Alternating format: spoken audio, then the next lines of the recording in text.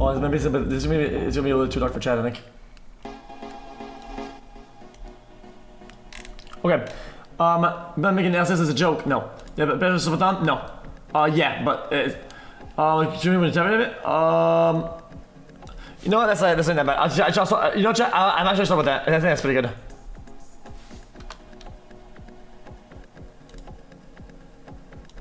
That's actually pretty good. I think people have been like joking about retirement. I think that's like an actual good question. I've been pondering this question for a while. Oh, also most influential way to say it. It's been bugging me for a bit, and I've lost sleep. It would really mean a lot if I could get an answer from you. Here it is. Do your balls shrink when you're in the shower? Oh, so annoying. Okay. Alright, chat, leave music on chat. Chat, this is gonna be a very relaxing stream part, so I'm just gonna chill out and just let chat. Okay. This guy said, do you think you'll just quit streaming when you're tired of it, or just move your streams in the direction of Solo Summit? I think what he means by that is that Solo and Summit are just kind of going through like the old school route of streaming, which is I think the best part of streaming, which is just playing games without much of a thought behind it. Just because that's what, like, I think the reason why the question is interesting is that streaming as a whole didn't start the way you see streaming as it is right now. Okay, I used to watch Justin TV / Owned TV and all the iterations after that. And basically, the way it is that streaming used to be much more about like the like impromptu gaming / I want to play games type of content. It was already focused on just games. And over the years, it expanded way beyond its old limits. Now it's been like IRL, like bathtub shit, like ASMR, a bunch of categories have been added. Back in days, people didn't know that. People weren't even allowed to not play a game on Twitch. You weren't on Justin TV. Like you had to always be in a gaming section playing a game. People found ways to like sort of circumvent that. After that, they kind of just caved in, and they made it so people can do other stuff than just play games. So when people say, Soda over the years has like tried really hard to make like good content, whatever, and expand past the limits of just playing games. But I think after a while, they kind of got tired of playing games because when games get stale, you feel like you're powerless. Because as a streamer, like if you all you do is you like playing games, the games are stale. What do? You know, there's not much to do. So then they moved to more like chilling out and just doing like whatever, and then they start doing like PO box openings and more like IRL stuff. And then right now, they're kind of going back to the roots of just playing games. And I think people think that Summit and sort of like retiring when it comes down to just playing games and just chilling out. People don't really understand that that's not the thought that goes behind it. I think it's very negative to say, oh dude, like that's just retiring. But then for them, it's just going back to their roots, which is kind of the opposite of retiring if that makes sense, because now it's more about passion and less about business. And that's kind of what you want when it comes down to content that's more genuine / organic / like just then the true nature of content is passion. And now you're getting the real part of them because they want to do that. They don't do anything else but doing that, so they do that, you know? But for me, that definitely, I've always really liked running games. See, like when me and Jesse play, we play Rocket League, it makes me want to do that. Just play a game. Like, that's what I want to do most of the time, you know? And a lot of times, like, there isn't much to do, and it's like, whatever. It's kind of hard to find direction. I just kind of wing it as much as I like it, you know?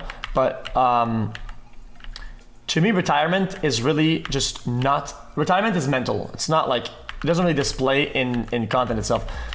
It's more like... Retiring for me is more like... I don't feel like doing it anymore. That's it. Flat out. And what I do when I don't want to do it anymore is simple concept. I don't do it. That's it. So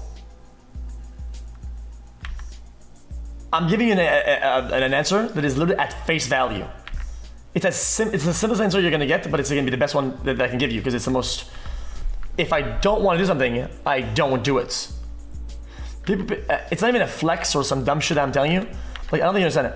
I've been sets for like life for years. Like, I could have quit and if I ever have like children or whatever, or like way down the line, like multiple families past it, whatever, like it doesn't matter. Like I've always been like set, like maxed out. So it's like, if I did it for the money, I mean, I would have just quit. I do it because I want to do it, right? And the minute that I don't want to do it anymore, I won't do it. So the way that retirement will look like is retirement. Literally. Retirement will look like retirement, just like the way you would see in the real world. Because there's no other strings that are going to be above me that'll make me make decisions rather than just flat out retiring. That's the way it goes. It's as simple as I can make it. And there are times where, like, I understand it. This is what I call a luxury. Not every streamer can afford that or whatever. And I'm blessed that I can have that, because that means that the content can always remain genuine and isn't stuck in. That makes sense? So that's how it is.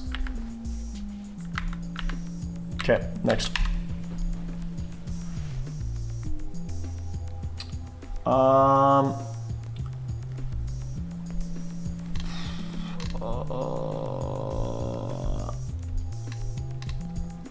I'll answer this if this was true.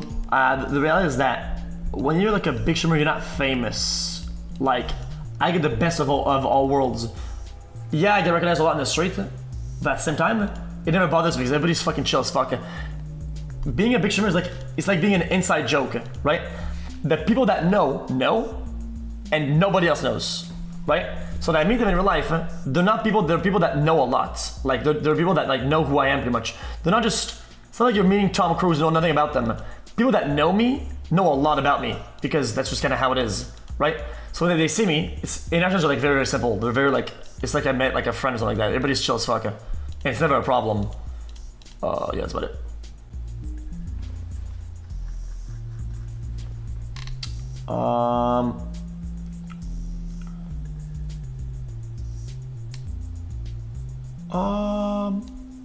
This is all good. Oh shit. What is it doing? You die? The fuck? I didn't read that. I didn't read that like that. Jesus. This is when will you die? I don't know. Oh, this is a good question.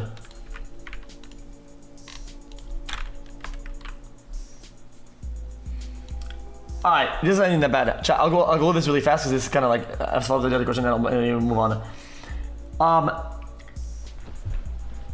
Okay, yeah, listen. Retiring from the internet sucks. I don't think I'd ever do that, because the reality is that whether you like to admit it or not, okay, I get it. Okay, I get it. I don't know much about the real world. I know much about everything. Okay. But I know a lot about my world. I know a lot about the pro player world. I know a lot about content creation, dynamics, YouTube, like a business that are around content creation. I know a lot about it.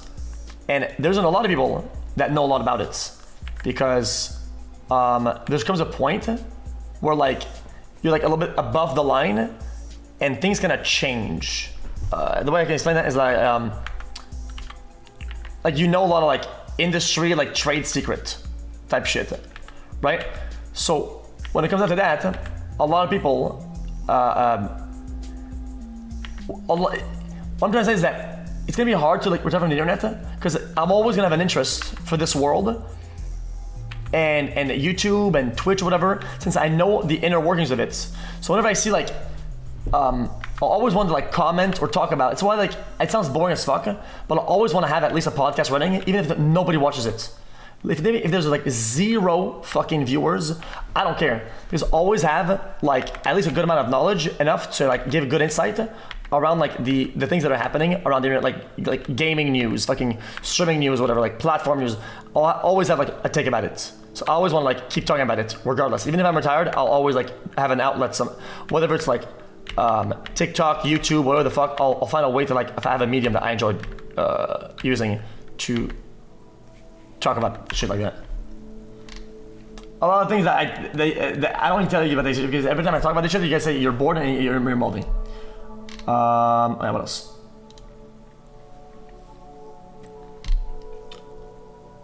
That is a really good question.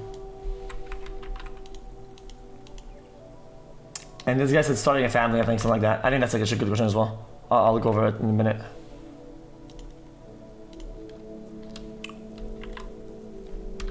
This is a good one. This is a good one because this one has a lot of parts to it that really fucking annoy me. And I try to tell people all the time and nobody listens. This asks, do you think streaming is harder, less fun now compared to when you were a smaller streamer? Okay. I think, okay, so it's not less fun, but it definitely is different. And sometimes it did feel like it was less fun because the change happened too rapidly and I was able to adapt past the change. So like certain metas or new viewers basically made things change and I wasn't able to catch up to the change in the community / change in interaction, and it made it less fun to interact with because I felt like I was out of touch with what I'm doing. Because I didn't want to be out of touch with what I'm doing. I'm the one doing it all day. I'm the one sitting here at the computer doing shit all day. So when things change too fast, I don't know what the fuck is happening. And it's not as fun. And one reason why I want to talk about that question specifically is that whenever you're a small streamer, there's a lot of like things that you are blessed with that you don't really know you have. Such as everything I do is always like gonna be in some article, in some fucking news bullshit, some dog shit. Every time that I say like, yo guys, like we should do this or whatever, or I'm gonna do this, people always say use words like promotion. Dude, you promote this behavior, and all the labels that come with it are really just cringe. It's really boring to always have like, I do things because I fucking want to. Like, there's no other warning behind it I can give you. I do things because I want to do them. And there's just no other thought process behind it. But all the time, people say, yo, but dude. Oh, I thought this was a power-up. People say, dude, why are you promoting this? Why are you promoting this behavior? And I'm like, I'm just playing a game. Like, and it just becomes really annoying. It's way less fun to interact with, and it makes things less genuine. Because instead of just doing them, you now have to think about them. Now to think, if I do this, am I just doing it, or oh, I have to make it look like now I have to think. Okay, well, this is gonna be genuine because I want to do it, but people are gonna say this now, and now I have to look like I'm actually doing this when I am actually doing just doing this. Does that make sense? It's just really boring. It makes the whole concept of making content just really boring. It's not fun at all. It's just not fun. It's like when I have to explain that like something is not a bounty or something is not a sponsor, or it's like, dude, I'm playing. Look at this game now. I'm playing Silver Surfers. Dude, is this spawn? It's like, I don't know. And every time I talk about a certain topic on the internet, like a bunch of shit happens, like especially with like TOS, DMCA, people's opinion, like, oh dude, you call this video, in this video this girl shows up and you call her ugly. Well, people went to her Instagram and sent her really bad DMs and it made her sad. That's really bad, dude. Like, why would you do this and send hate towards her? Like, and it's like, I was just trying to watch a video, man. Like, and when you're a small streamer, you are shielded from that at 100%. You will never get backlash for that, ever. But as a bigger streamer, I have to always look behind me, watch my back, like I have to like monitor the community, monitor people's actions, take accountability, look for what people do, fucking try to moderate things and say, yo guys, sorry this happened, and it makes it a fucking like bureaucratic nightmare to do, and it's just not fun. We just want to not do it, and that's shit. It's like it just makes it boring. It's like, yeah, but dude, it's responsibility. Dude, I can meet my responsibilities. I didn't commit my responsibilities. This is what I came here for. If I don't want my responsibility, I would have been a lawyer.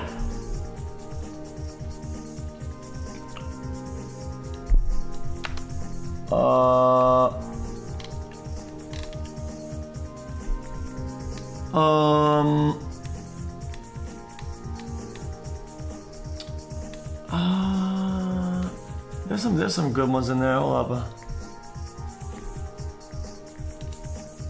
I skipped all of them.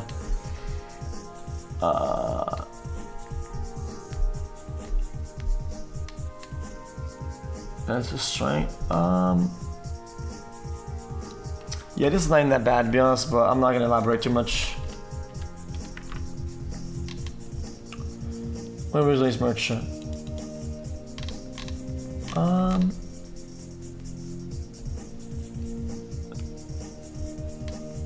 It's a stream.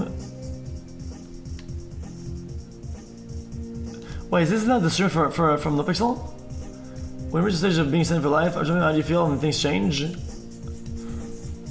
That's a good question. You know what? I don't even mind answering that, to be honest. Wait, is that another Pixel guy?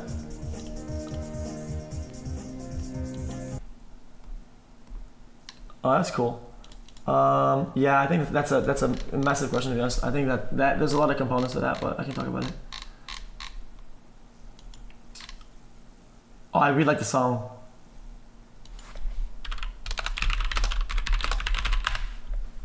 I've been only listening to this song. I like the song a lot. This song kind of was harder. Oh yeah. This is okay. Nadi asks, when you reach the stage of being set in life from streaming, how did you feel and how did things change?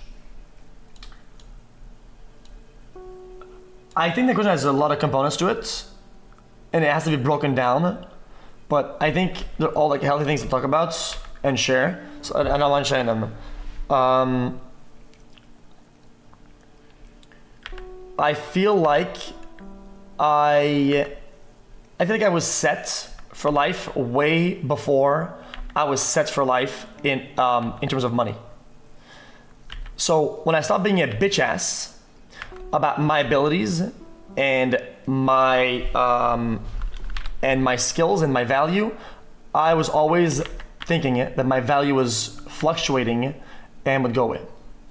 And that sucked for a time because it gives you imposter syndrome, which is very common in people that make content creation. It makes you feel like you're not worth it or you're not good enough.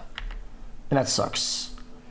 But then, after a while, when you realize that like, doesn't matter how far down you go, and you always go back up, and you can always get new heights, you start building what we call intrinsic value. And intrinsic value is like a value that you know isn't tied up to a number or something that you can redo again. If things fall and crash and things happen, you can build it up again, right? And having that ability makes you feel rich even though you don't have the money. And that's how I felt when I left Overwatch League. Because I didn't have that much money. I mean, I was pretty good, but I wasn't like loaded. And after I left, I did variety and shit like that, and people still watch and enjoy the stream, and I still did content I thought was really good. And I was like, wow, today I didn't. And at that point I had already removed the viewer count. I was like, that was actually I could feel this was good content, or that I did good content, and I had to look at stats to tell me that it was good content. And after that, I felt like, well, if whether I do that on YouTube or on Twitch or on somewhere, I'll find somebody or people or a company that will find value in that, and then I'll be set. So I felt like I was already set even when I wasn't, right? And that gave me the ability to take bigger risks and to stop being so defensive of my future, because I could build it up. I could build it again if I needed to, and I have it, which gave me like a lot of security. Right? But then I realized that when I have all of that, sometimes it'll make other people want it. Right? And something that I realized is that the people around me aren't all safe and aren't all secure and aren't all set for life. Right?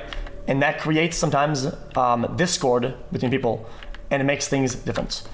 Because the way that I act, the things that I do, the things that I can justify, well, I can justify for them or whatever. Does that make sense? And then maybe some people, they want that and whatever. And I always felt like it was trash because even though I felt like I was secure and I was all good, other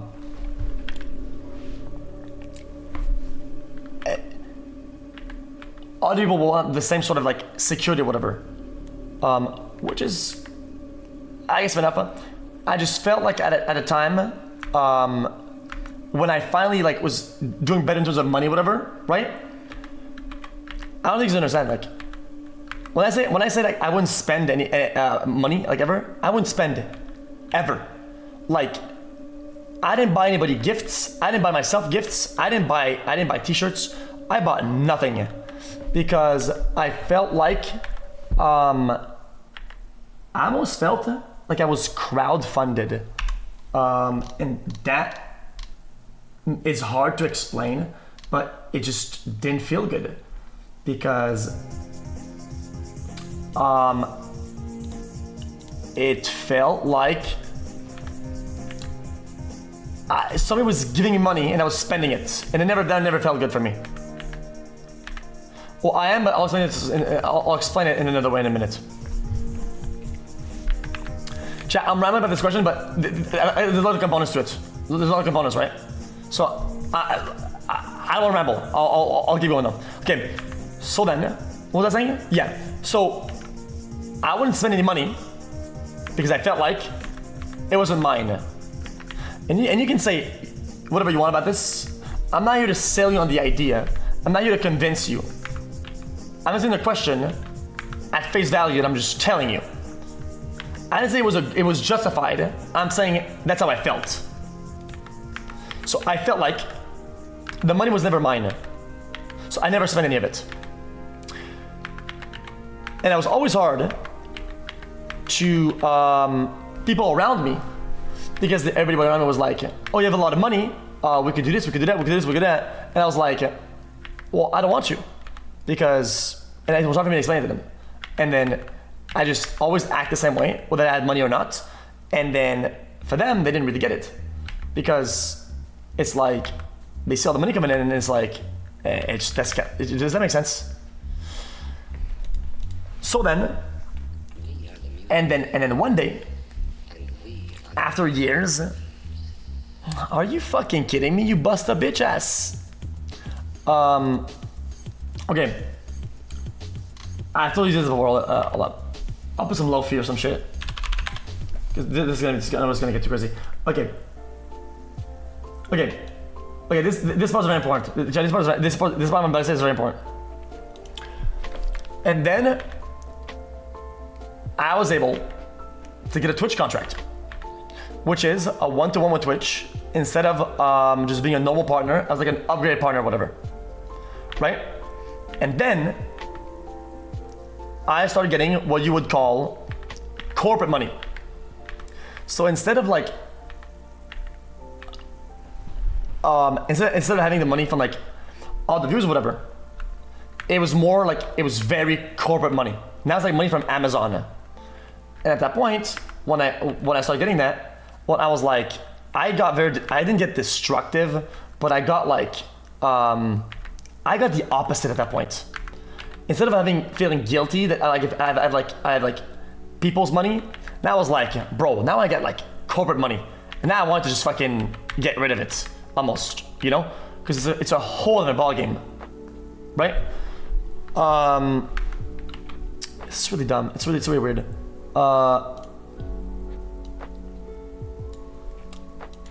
And the reality is that it just felt to me like even though I still didn't care about money in itself, everybody around me that isn't me cared about it. And that always created the distance between me and other people, because it's really annoying when you have something they don't care about and everybody around you cares more than you do about your own thing. It's like if you fucking buy like a Nintendo and it's like everybody really cares about it and you just want to like hang out with them, but like for them it's like, oh yeah dude, I really want to play Nintendo, and like yeah I have it, but I don't care for it that much. Like I just had, and all people want to do is just play with it. That's gonna how I felt a little bit. Does that make sense or not? And that changed a little bit, which kind of sucked. That sucked. And then, this is fucking stupid. Yeah. I'm just gonna ban this guy. I'm not gonna bother with that.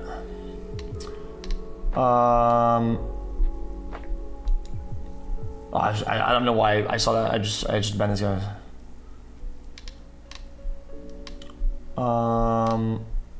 Yeah, I have real estate and houses and fucking stocks and bullshit. Yeah, I have crypto and fucking standard stocks and bullshit and high risk stocks and some absolute dog shit.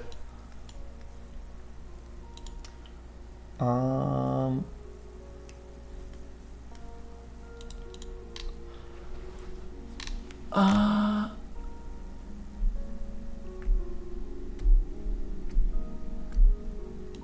do about a minute. I have a bunch of other ones.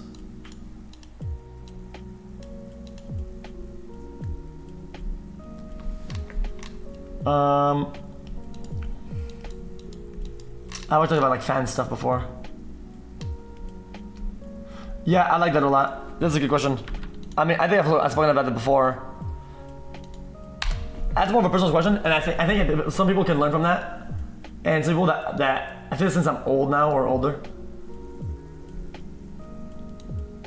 people think this is negative. People think it's like a negative thing, and it's not.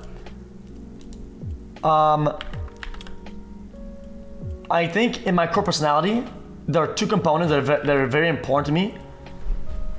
That sound bad, but since I've mastered them, because I've always lived like that, they're kind of good. I have one, a super addictive personality, and two, a super self-destructive personality, which mixed together can kind of like go crazy, but it's manageable. These are things that I think like make me who I am, whatever, and I don't want to like, fight them too hard, because for me, being self-destructive has never been really a problem, because I always destroyed things that I was able to create and make again. So like a lot of times here's an example. I play Overwatch, okay, and back in the days I was like always nearing like top 10, even before I was a streamer. Everybody knew me on solo queue. Nobody knew me from stream. I streamed, but nobody watched. And there is times where like I would play like 15 hours type shit, and I'd be in the morning, it'd be like 5 in the morning, sun's up already, right? And the queues are really bad, so you're getting like really bad matchmaking because nobody plays the game at that point. I was getting games that are like 2,000 rated under me. So like I was top 10, and I was playing games with diamond players, and they were just not playable. They were just not winnable. Okay, and then I would lose, and I would lose, and I would lose, and I would lose. And after like 15 losses in a row, instead of going to bed, I was like, you know, dude, I don't care, man. Fuck this shit. And I would keep playing it, and I would keep playing it. And sometimes I would lose like,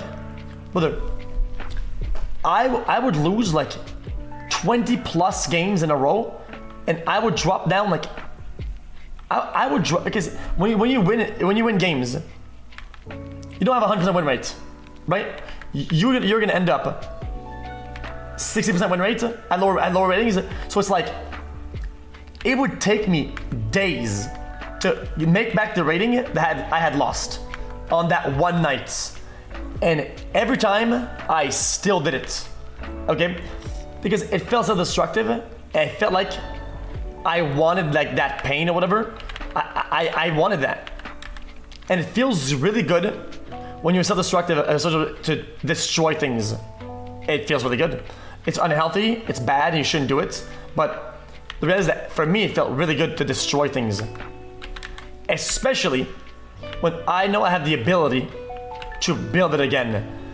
And the reason why I think it's a good thing overall is that I learn a lot from losing And I learn a lot from going down when it's time to go back up again.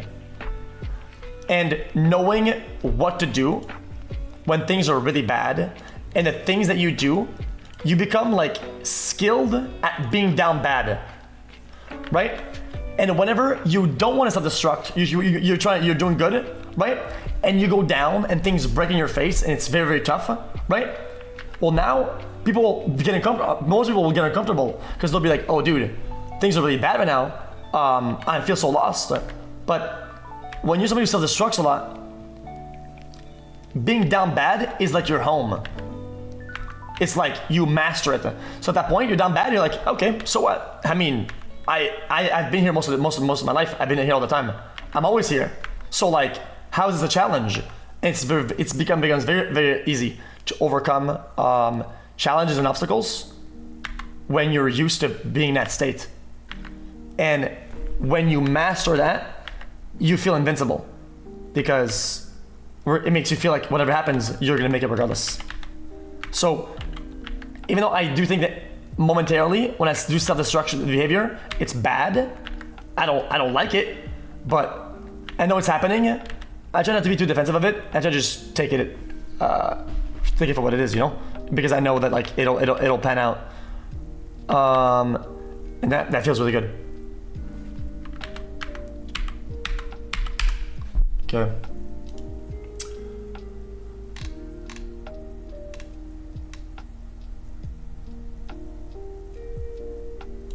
Gaming is fine. I think I overdo it. I think I overcomplicate. Like I think games are fine. I just kind of.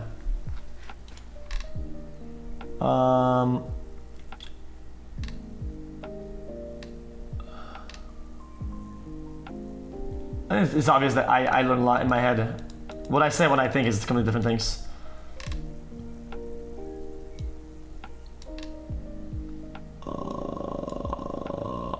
Fuck, that was a question and I missed it.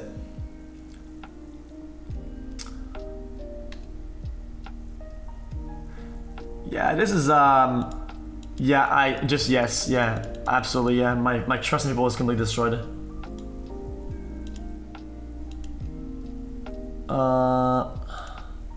What else?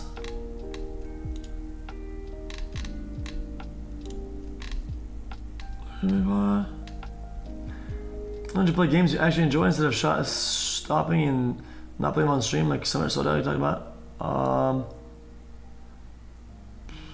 I think a lot of it becomes I don't want to like waste people's time, so I feel like it's like not good enough, or like I'm wasting people's time. Makes you feel kind of guilty. It makes me want to like do other things. It's a bad behavior, but I know it happens a lot. I'm an accountant. He's like a crackhead. I think he takes crack.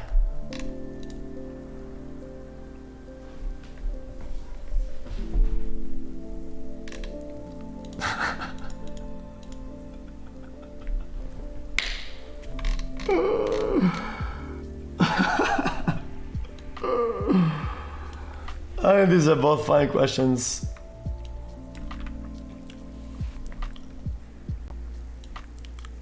Why is there an old man here?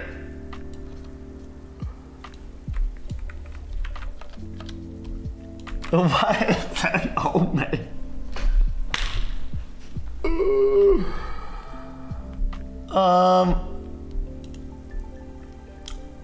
Oh, come on, man. You really did that. I didn't read that.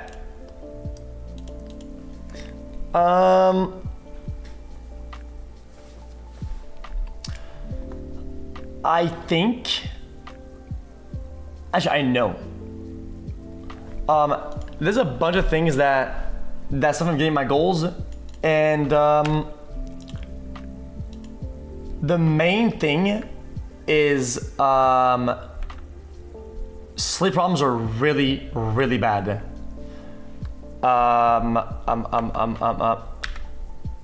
That's really bad. Some like anxiety shit and other things are kind of annoying, but that never stopped me. But yeah, the obvious is really fucking annoying. I'm gonna keep it about. That's just annoying. It never stopped from doing anything. It just made me upset. Made me learn a lot. I've adulted a lot ever since things started, which is a good thing at the same time. I always believe that certain lessons come at a price, and you pay with its money or time to learn something. You want to learn it with it costing not a lot, and it sucks when it does cost a lot. But if you think about it, most of my like getting scammed, right? Most of my lessons around being scammed were all already learned from when I was really young. I played Diablo 2, I played WoW. I learned a lot about it, right? So like, these are lessons that at the time were very costly, but in the general sense of the word, not very costly, and made me act differently. And then I got to learn it. But my current situation, it made me learn about a lot of things. And I never want to associate poorly like a lesson and being overly defensive. Because what you don't want to become, you don't want to get like, let's say I don't know, somebody wrongs you. You don't want to see everybody like that, because then it sucks. Then it's like, well, you didn't learn anything. You're just being an asset at that point. Because now you're putting everything in the same box, and now you're ruining possible good things in your life because you're over analyzing it. So I think I've been doing a pretty good job at separating both, but still looking up from it. And I feel for a long time I hadn't like, I wasn't even on my own side. I feel like a lot of times like I wasn't on my own side because I just, sometimes you don't believe that people can change that much, and it's like, I don't know, I got carried away, you know? That sucks. But in terms of actual goals and shit like that, not a lot of things. I think sleeping problems are really bad because then you have less energy, and energy is everything. And that really was sucked. But other than that, not much. I'm kind of chilling, to be honest. There isn't that much that I missed out on. One thing I really want to do is do like shows, stuff like that. And you know what? I actually realized that I'm just bad at it. I'm just bad. And you know what, dude? That's fine. You don't have to be good at everything. I'm just dog shit, you know? And once you learn that, like, it grounds you. Like, I wanted to try it.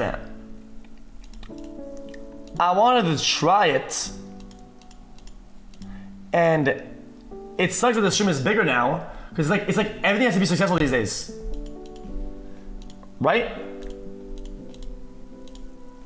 But it's like, it sucks, because like,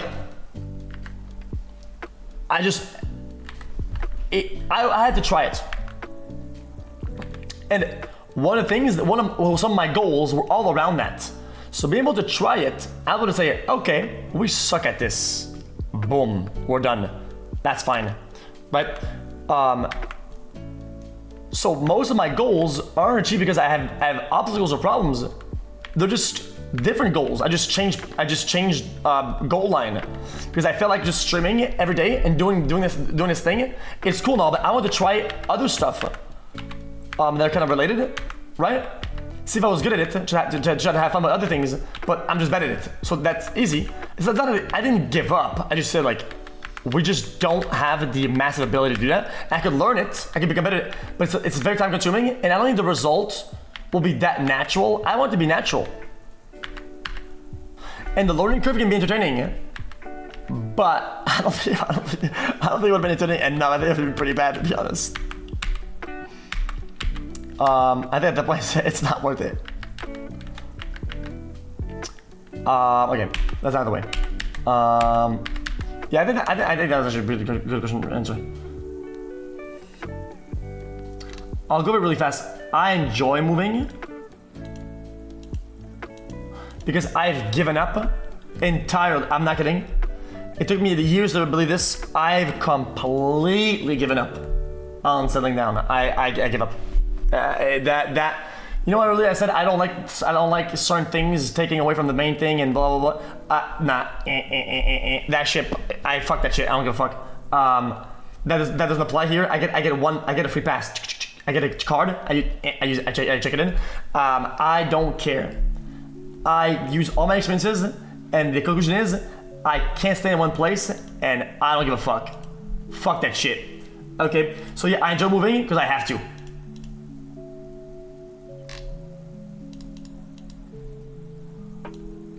Yeah. Whew. Maybe if I retire, maybe, I don't know. Probably not.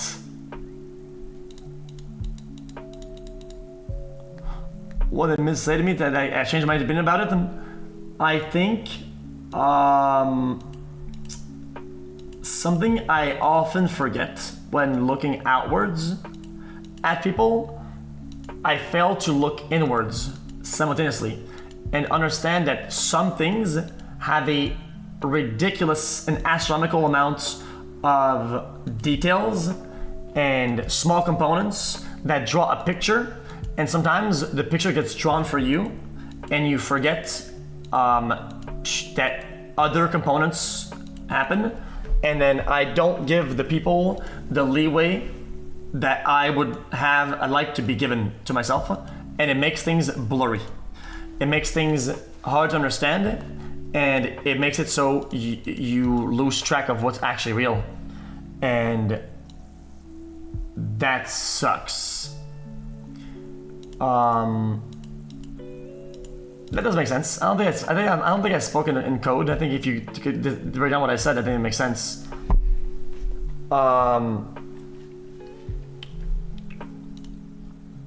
I have absolutely zero positives, or I gain nothing from these friendships or these people. I learn nothing. Quite literally. I just did it because I wanted to, and I felt like things snowballed out of proportion when it comes down to my involvement, and I just felt like it's not really what I wanted to do, and what I wanted to, in retrospect, I would have done it differently. And it's kind of trash. Yeah. The people.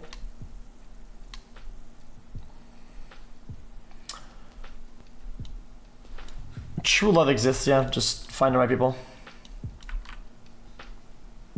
Okay. This is something, again, that people are gonna be very defensive about. And I'm gonna tell you how it is.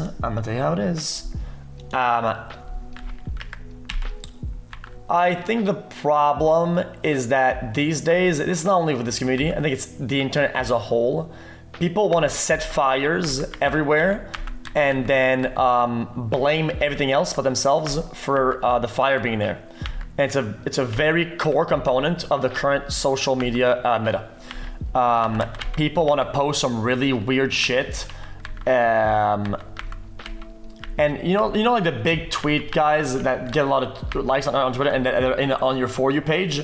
All these guys will post the most degen shit, and when things blow up in their face, they'll take a step back and be like, "Yo, I just reposted something. Somebody posted that. I just retweeted. I don't even know what the fuck that even is. And that's kind of where we're at. So I think we're in this internet meta of like, and I'm the same way too. I don't mind the whole everything burning down, because it's like I think most things should be burned down, to be honest. But when it's our shit, it's always different. I mean, dude, everybody wants all the buildings to burn up until it's their building. Then they care, and it's, guys, what the fuck is this, guys? Oh yeah, a riot, guys, burn down the fucking buildings. I don't give a fuck, bro. I'm Chad as fuck, man. I'm Chaded the fuck out. Burn that shit, bruh. Wait, my house? What the fuck is your problem? What the fuck is this shit? What is wrong with you, bruh? That's kind of how we are right now, and I think in this state of society. But yeah, that's my thought about that. So how does that correlate to the community? That correlates as in people have been doing like really weird shit, in my opinion, over the years, and then it's gotten like worse. What is this fucking game? It's gotten worse, to the point where like, people try to like people try to find like the most mundane thing I've done to justify like the stupidest shit.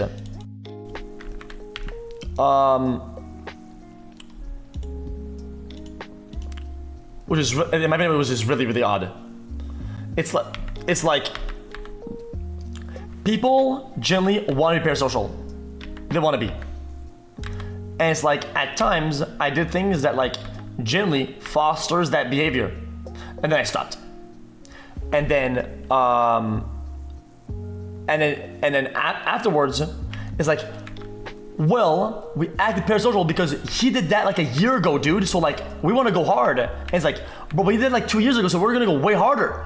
And then, oh, dude, like, I only posted this guy's address because like, he like said, yo guys, this like years ago. And it's like, people like justify more and more, and then they do the dumbest shit. And back in the days, we used to have a community more towards like the style of fucking like Forsen, where it's like actual good banter, good jokes, like just like the goofiness of existing, just being goofy and like, oh dude, this guy's a fucking hunchback, dude, like posture lol W. And these days it's not like posture lol W, is like a, yo dude, disgusting ass piece of dog shit fucking posture looking like piece of trash fucker ugly piece of dog shit. It's like, okay, like I think we've went from like actual funny creative banter / memes creation to actual degenerate insult based behavior, which really is like, people think it's like a more, but it's a less. You lose out on like a lot of cool shit because that brings stuff like, oh dude, I'm gonna slap in this game and I'm gonna call him a mop head. And it's gonna be really funny. And then people think, oh wow, this guy made everybody laugh. What I'm gonna do then, I'm gonna log in and I'm just gonna call him the N-word. Right guys? Right? That's so funny, dude. And it's like, people try to ramp up like their impact without the finesse and without the good intention and without the actual thought behind it. And what that causes is that everybody jumps on that bandwagon and then we have less good things. And that's just kind of how it's been recently. Literally. And you can blame me all you want. And then people said, oh yeah dude, well we started using lil bro and insulting it because it's hit. And like I said earlier, the justification, people were like, dude, he collabed with Kai like 2 times for a total of 1 hour a month for like, that's like 2 hours, bro. Like we're like them now, dude. Like we don't give a fuck. Like it's like people just justify the behavior through a bunch of hoops, and that was one of them. Is like, I've always thought there's a massive amount of value in life when it comes down to clash. So what I think clash is when you put somebody in the wrong box on purpose. Like you put, let's say, okay, here's a good example. When they put like rappers in like an esports tournament, like when they had like Lil Yachty playing a Rainbow Six, right? I think it's degen. And I think that's what grounds people down, because it's funny.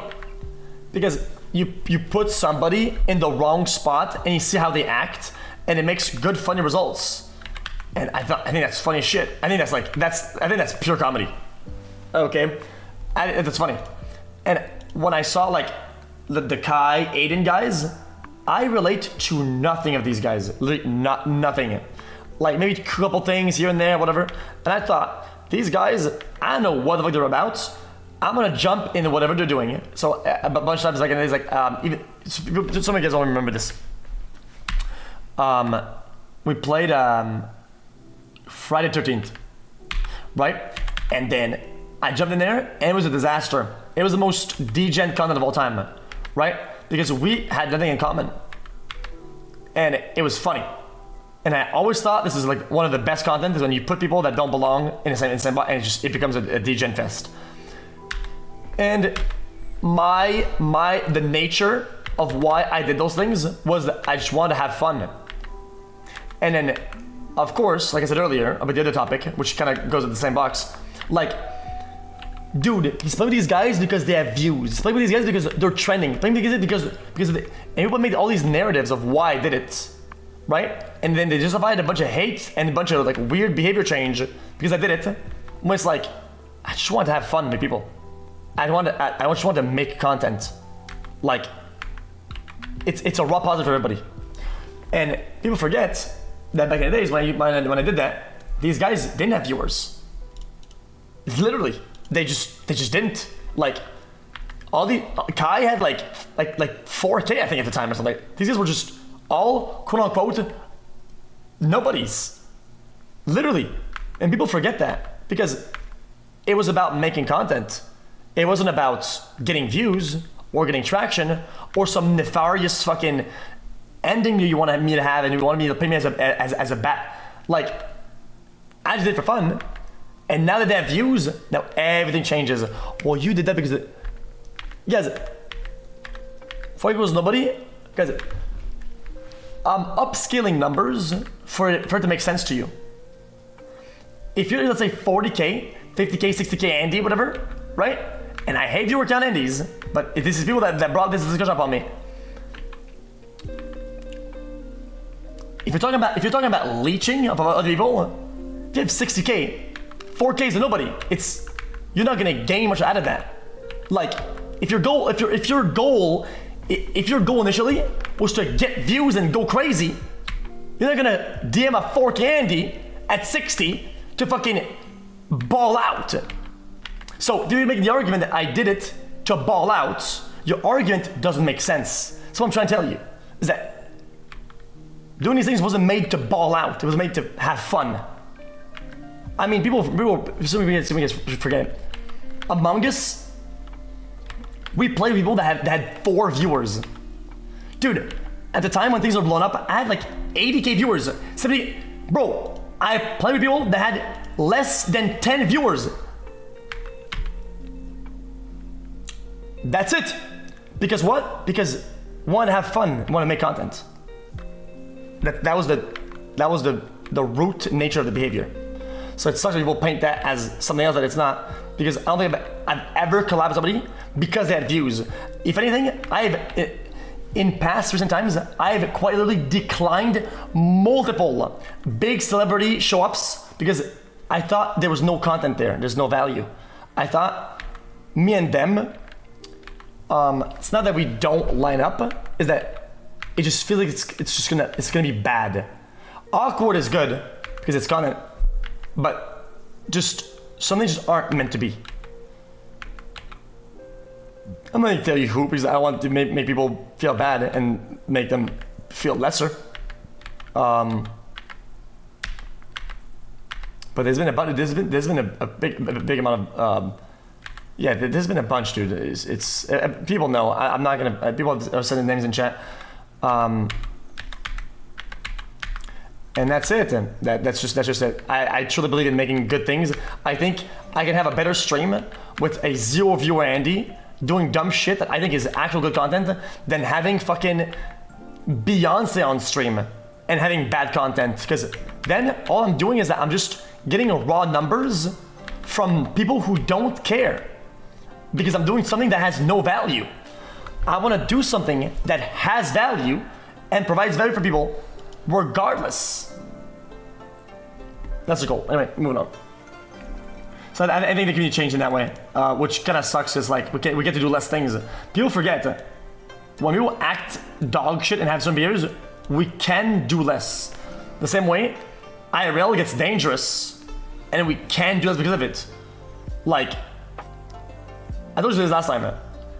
The IRL with Kai was one of the most stressful days of my life, and it's because I know what things are like, and I had to be on my fucking A game the whole time. In my head, I was having fun. I had to look at. I wanted to show that I was having fun because I was having fun. But at the same time, my brain was in overdrive. Like I was thinking about like camera angle. Don't do this, don't do that. I was trying to save everybody. Because these guys don't do IRL very often. and they don't know what can happen. And it was I didn't talk about everything that happened that day, but there was a few components that like I had to fucking micromanage, and it was my brain was fucking on fire. Like my brain was going, it was crazy.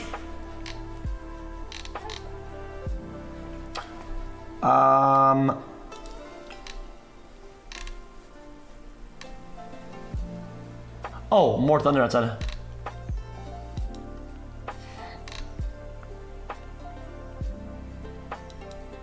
For my job? Well, it was my job by default. I mean,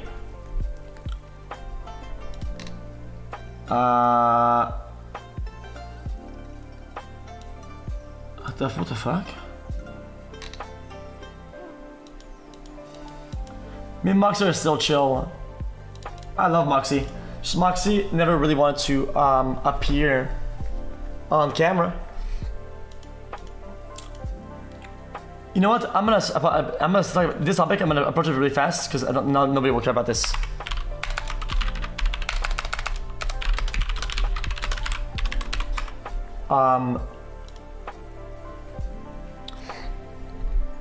This is a very complicated thing.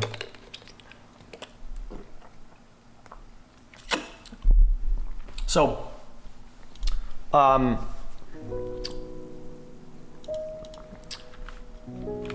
the sweet spot in life is when you find people that all your goals align together and everything works in tandem without even talking about it. Because you don't have to say anything, you don't have to do anything.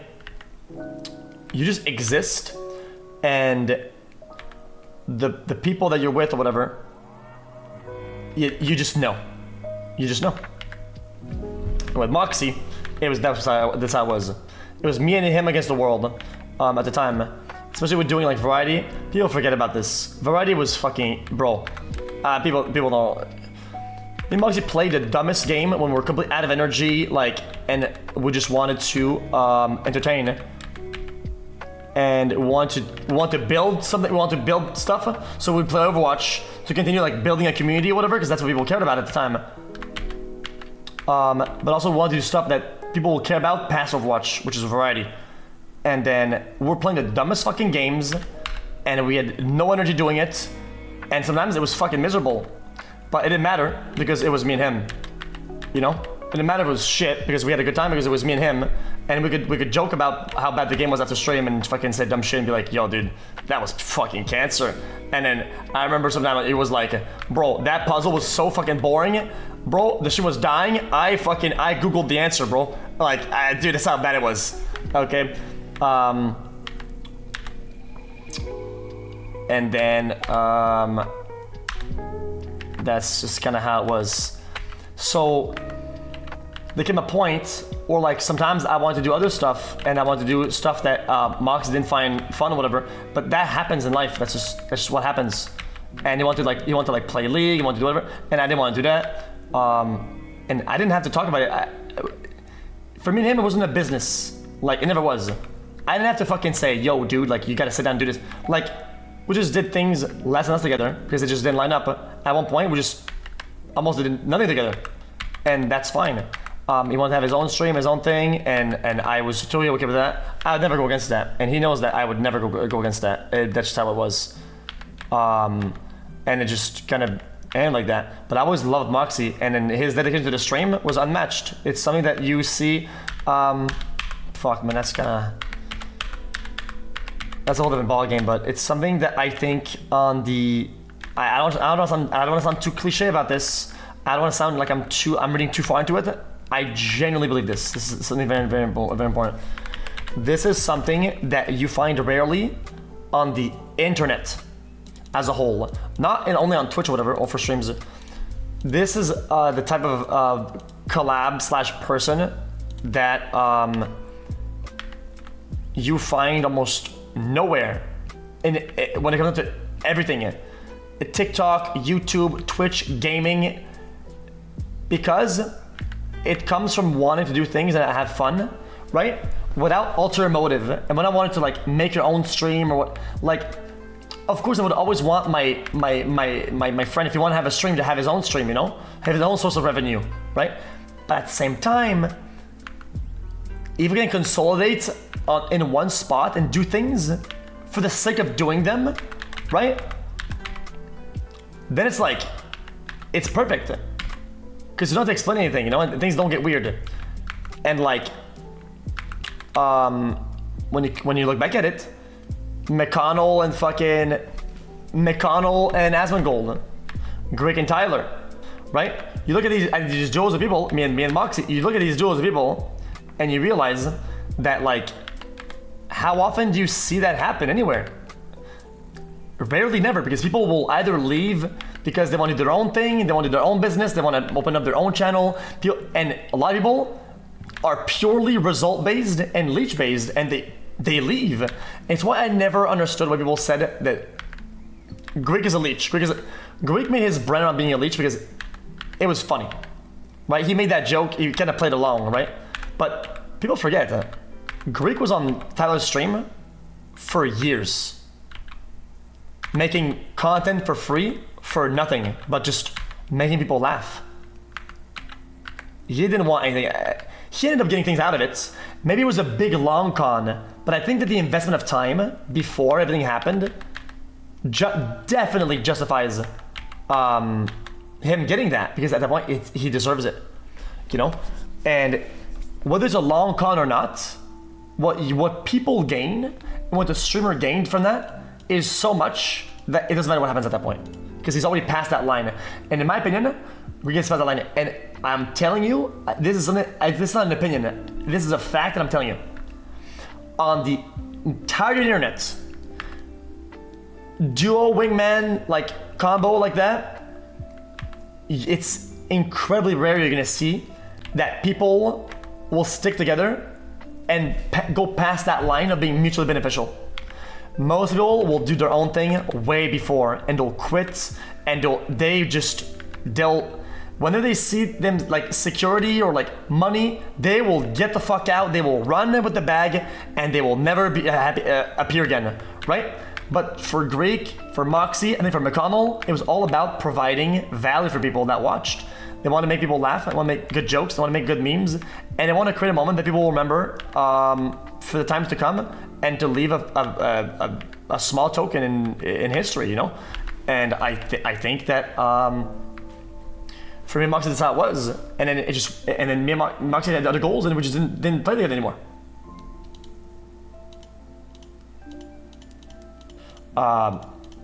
That's it.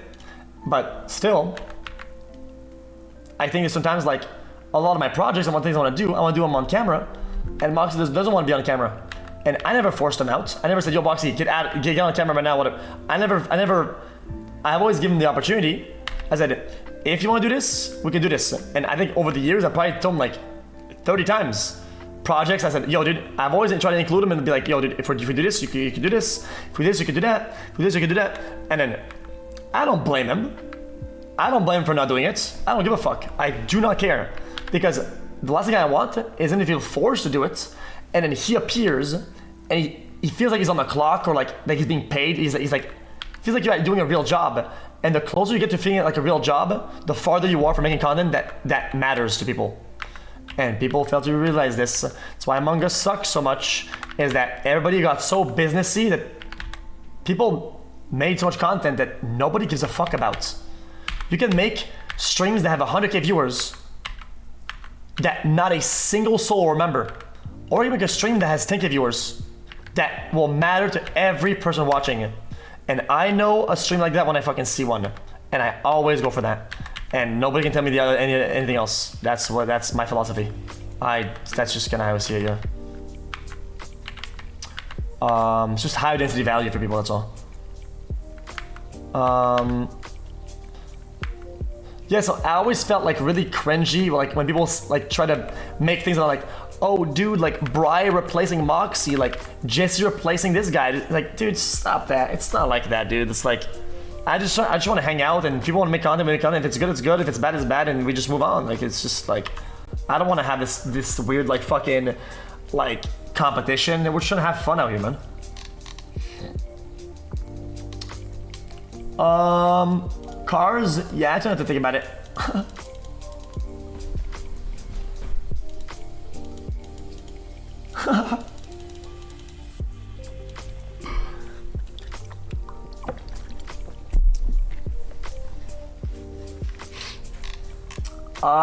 If we're supposed to do stuff on stream? No, I can do the opposite.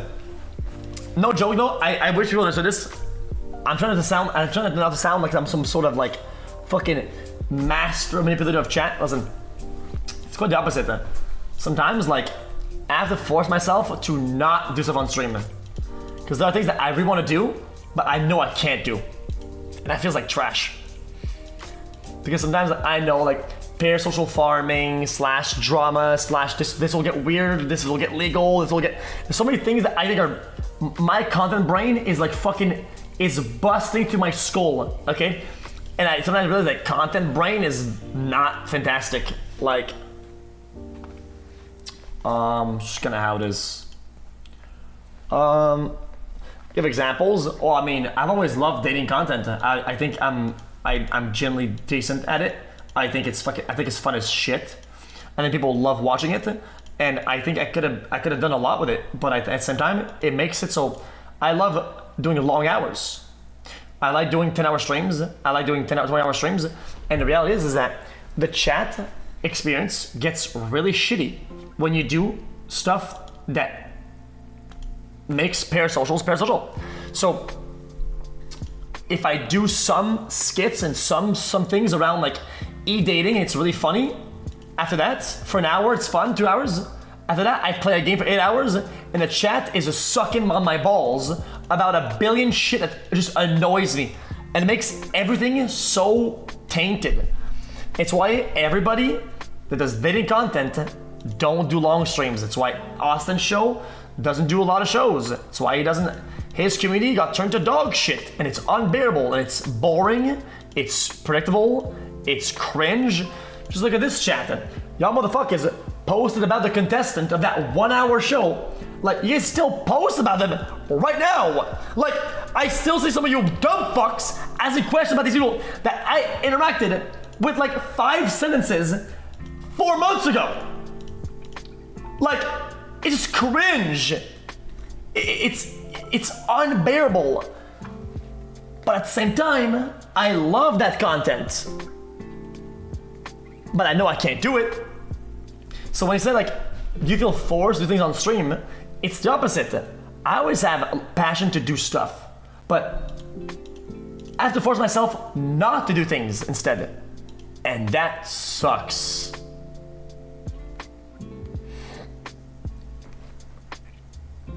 You feel?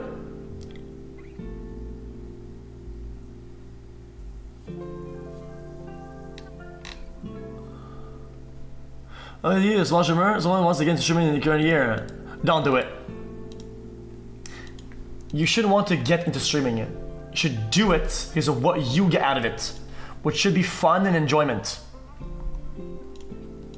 If the stream takes off, it does. Should I force it? It will never work. It'll never work. I'm telling you, dude. Just don't even bother.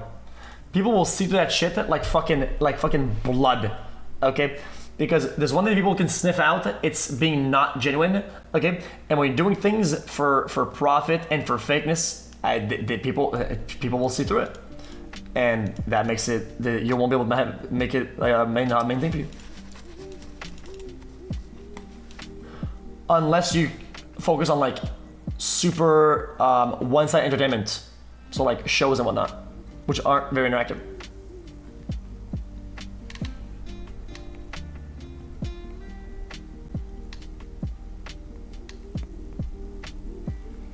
Everything back on viewers is positive and negative. I'm blindly and deliberately stupid when it comes to my impact on people.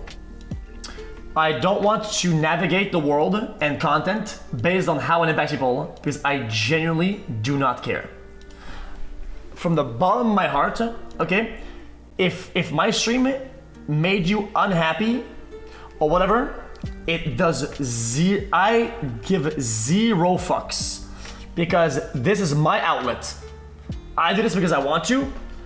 How is that privileged? You're a fucking idiot. You're privileged.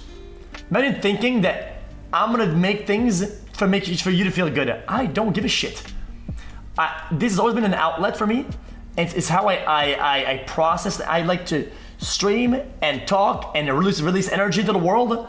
And if that energy sticks with you, it sticks. And on days that it doesn't. I'm not gonna fake some weird energy and level out my anger and my happiness and my whatever just to give you the right energy so that it fits the most people. And then, oh my god, that's like, you get crazy doing that shit.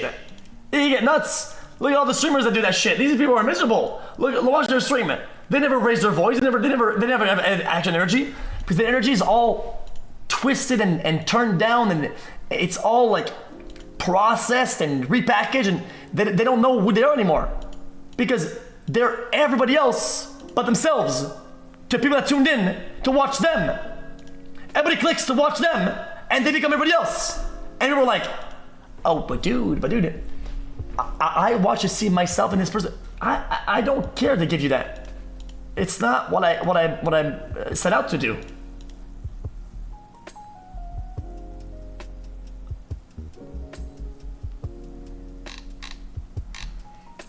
Even when people talk about the juicers, the community, you know, I'm gonna go and fucking go hard, bruh. It's fucking time, bruh.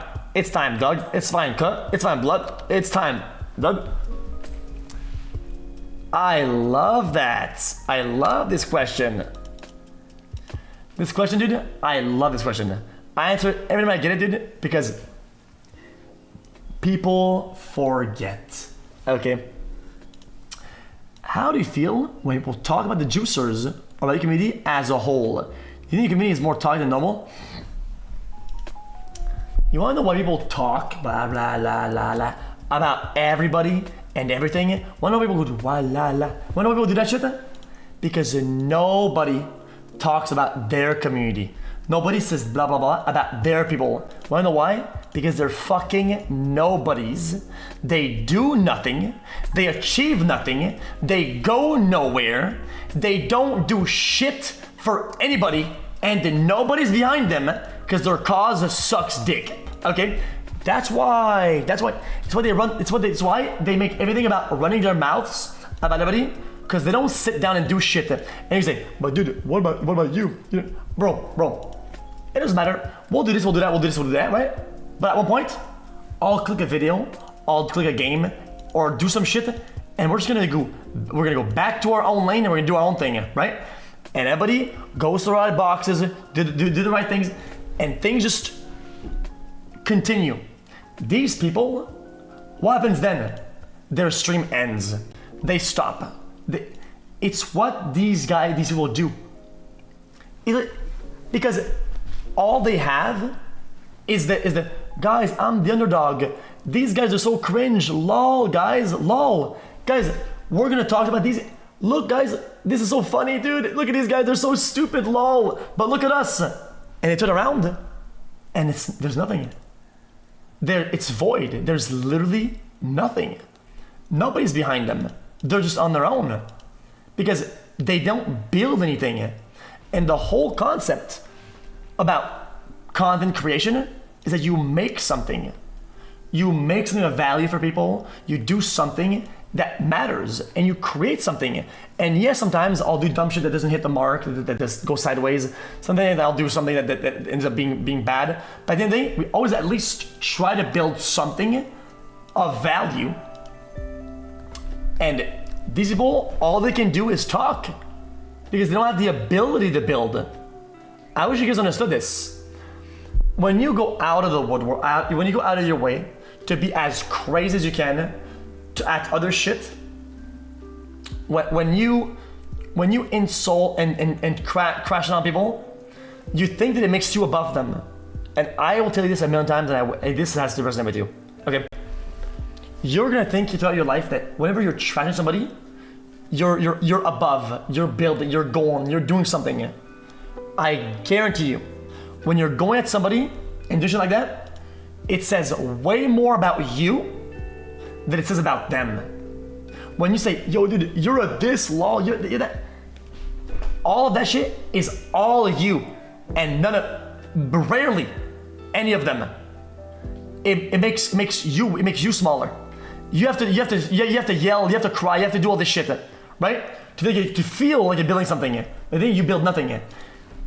People prey on downfall. The people that prey on people's downfall, they have no castle they didn't build shit. I'm telling you this. I'm telling you this. I wish you understood this. It's so important. So important. So, how do I feel about them? I don't really care. Because at the end of the day, they give me free promotion. These guys, they say, the juicers suck. What is juicers? Oh, it's xQc's juicers, man. And then they click in and they watch. My content is better. They follow, they watch ads, they sub, and they suck on my fucking balls. While their streamer yaps and fucking gives me free promotion. They're literally a fucking ad, a walking ad for my shit. People come in and they get a better product. These people are they're so delusional. I'm being harsh about it, but I'm being overly dramatic about this, but it's just, that's kind of how it is. Okay? All in all, that's kind of how these things manifest themselves. It's why I'm never afraid of collabing with somebody, with other streamers, because I genuinely believe that I enjoy what I do. And I think some people enjoy it, right? And I'll never stop doing my thing. And if people find better content somewhere else from somebody else, they can watch it all they want. It doesn't take away from me. I want people to find things that they enjoy watching. If I come up with another streamer and they have more enjoyment watching them and they find value in that, so be it. Then that person has found better content that suits them more, right? And I know I have my ability to get more people that'll enjoy what I do. And I'll outrun that. I'm not afraid of because being afraid makes you weak. It makes you weak. Okay? People always say, dude, this guy's leeching. This guy's taking advantage of you. No. I'm taking advantage of them. Okay? They provide me with content, right? And they pile on, they give me, it's just like Jesse. Jesse gives me content. Maybe if he was on stream, he starts to stream, maybe he gets more viewers, right? I leech off of Jesse. People say, if you say, Jesse's leeching? Absolutely not. I leech off of Jesse. I get his juice. Okay? So that's how kind of how these dynamics play out.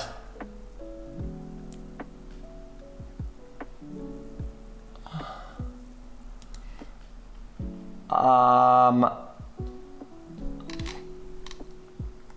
lot of people who blame chat hopper's action. It motivates people to want to hear you chat hop more. I think this is always really like.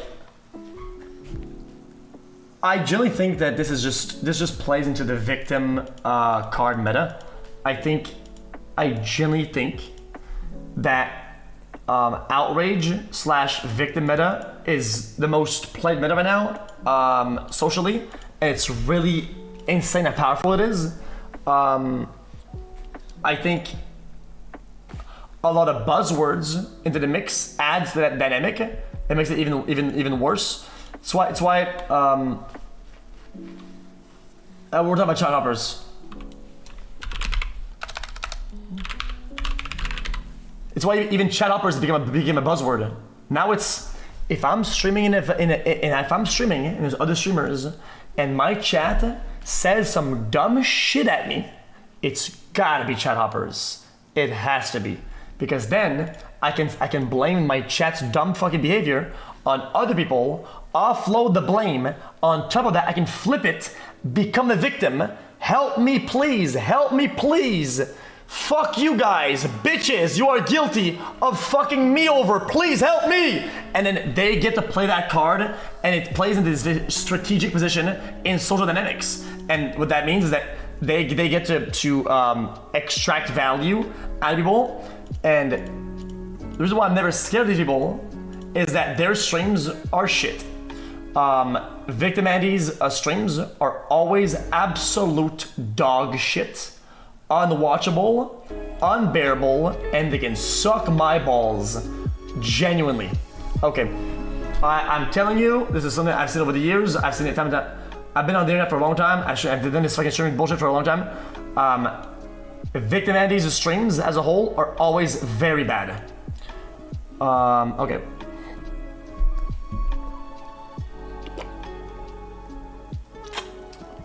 Wanna know why?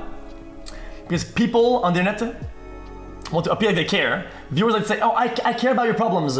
They don't care. They don't give a fuck. Nobody actually cares. People want to be entertained. People want to live something. People want to feel something, okay? They go to your stream, if you're being a victim Andy all the time, ain't nobody give a fuck. Nobody actually cares, okay? Nobody gives a fuck.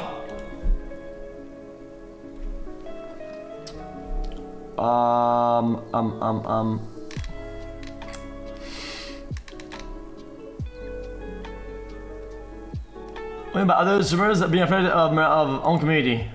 Cringe. The longevity of the stream, the days, everything that you want to call it. No, I'm fine.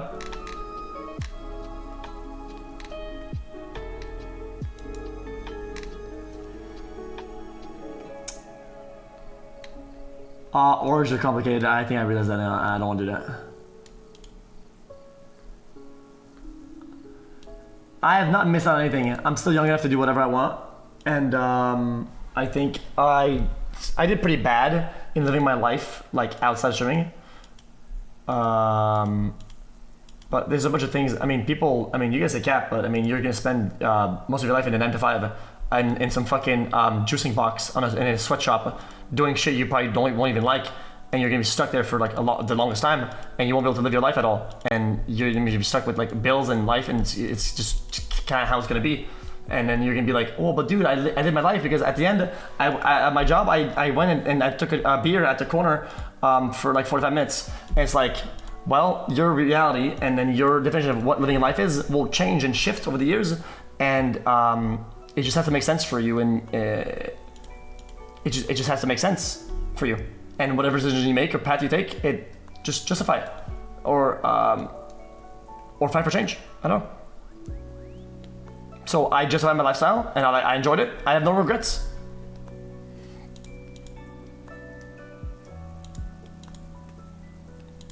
If I don't like something, I change it.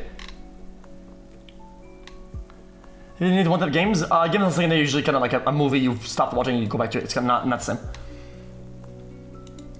I can't do. I genuinely cannot do a subathon. It's gonna be bad. I have sleep problems.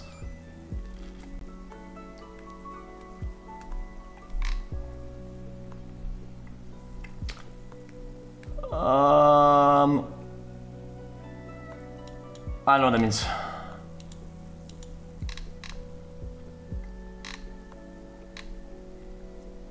I think so many people know about your life. I think that's fine. I think that's fine. I mean, I know I overshare about my life, but at the same time, a way to process things and me to heal from things that I don't like are just saying it.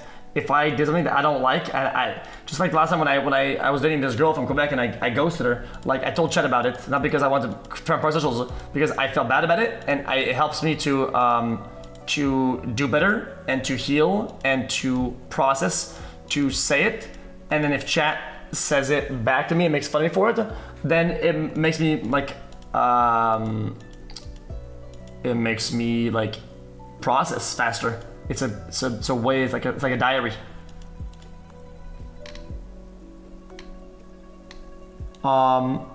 Yes.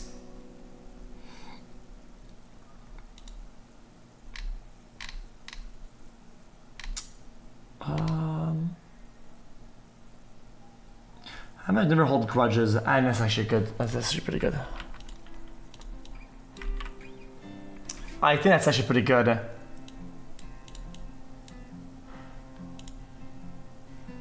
Okay, I genuinely do not hold grudges. I've seen some of my worst enemies in real life, or people tell me, and I can't bring myself to care.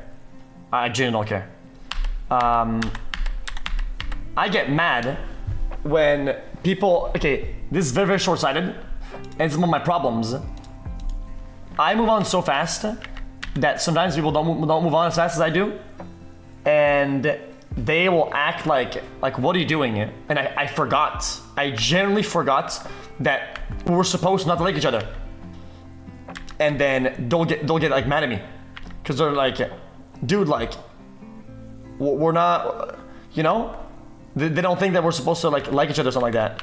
And to me, that just feels odd, because usually I don't think I've rarely had a problem with somebody that I didn't move on the next day from, which also can be a bad thing, because some things need processing or whatever. But I don't like to see life as too serious sometimes. Same with Hazan, yeah. Same with Hazan, yeah. I mean, a bunch of time me and Hazan had problems, and I was more than okay with being on his stream or on his podcast, or even the next day, or having it on my stream, even though he might get viewers and he might leech off of my stream. I don't give a fuck. What the fuck would I care? I don't. At the end of the day, I just want to have fun. I've never held grudges with anybody. I can't think of a single person that I've held grudges against. The people that I've had grudges against are people that went like to insane lengths, right? And I know of, and even these people, I still don't give them like a big grudge thing. Like, it's not like that, right? People that go to lengths that are too heavy, it's like, come on, brother, like, fuck me.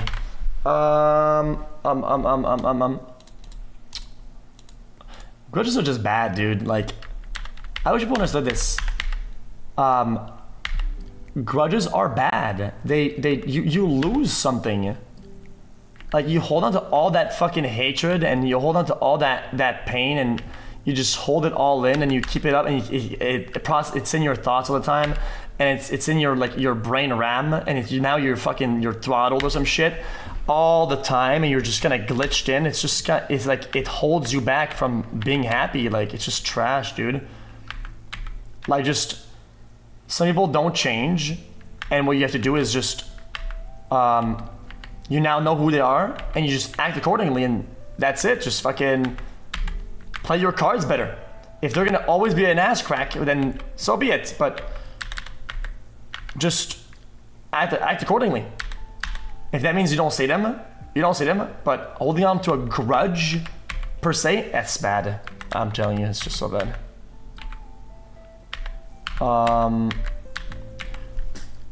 I think I've lost some things over the years by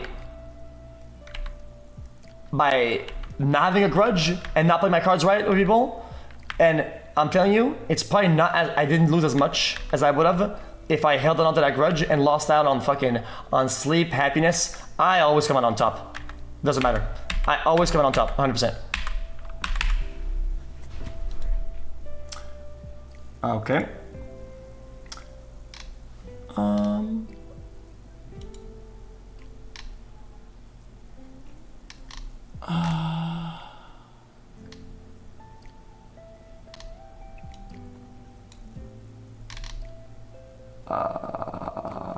No, I've never been suicidal ever. No, fuck no. I don't get burnt out. No. That kind of got dark real fast.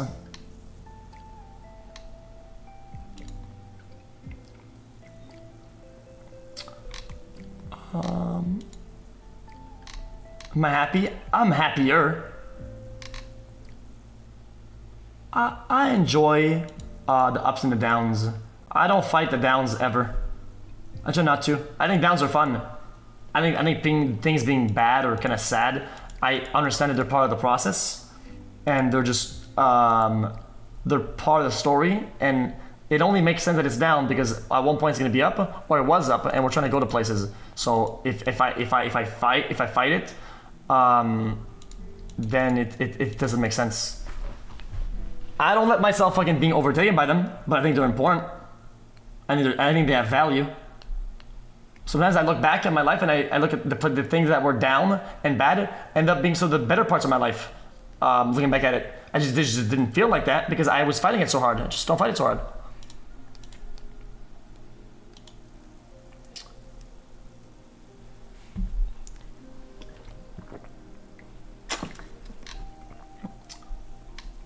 A sober stream brother? No, probably not.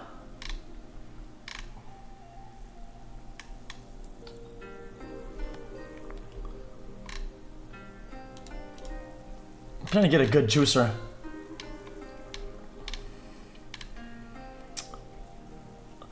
This is actually, you know, I've ever talked about this. I'll talk about this for 1 minute and then I'll move on.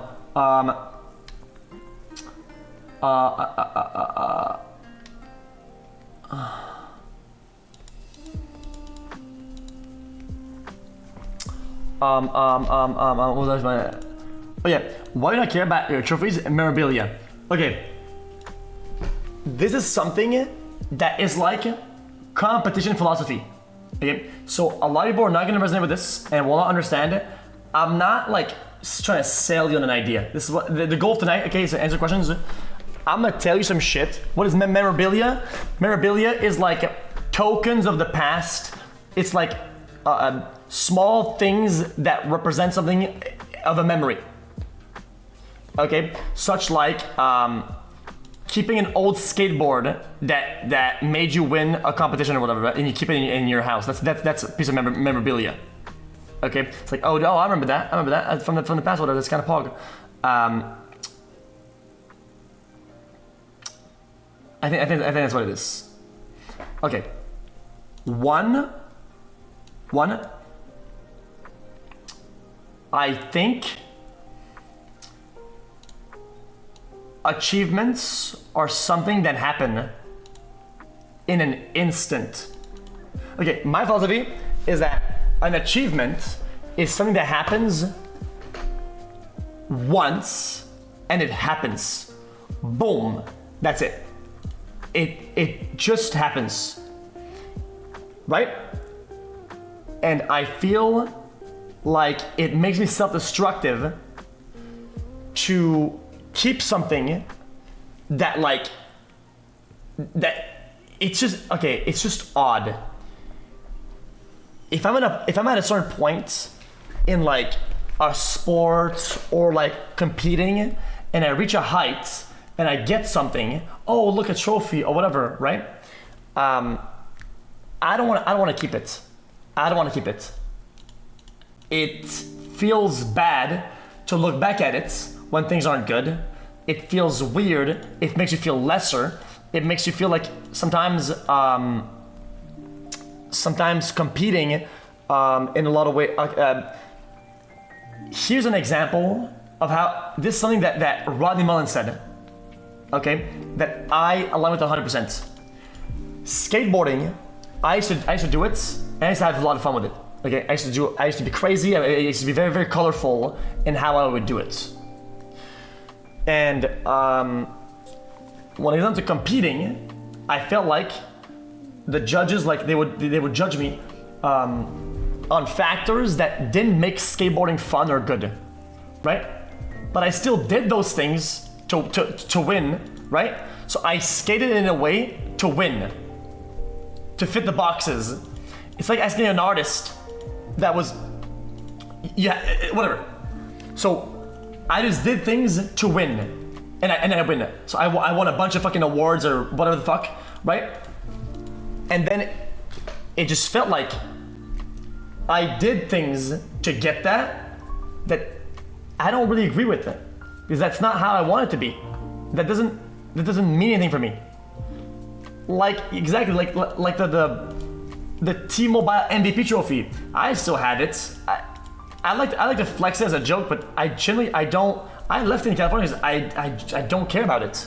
Because I got it to like a vote, and even if I didn't, I got to performance. I don't want to have it. I think it's bad. It's too long to go into philosophies. I'm gonna ban this guy. I'm gonna go ahead and ban this guy. I'm getting permanent. I don't give a fuck about what he says. My bad. It's 5 a.m. I want to talk to chat. I mean, I don't give a fuck what this guy says about it. I couldn't care. Just a fucking idiot.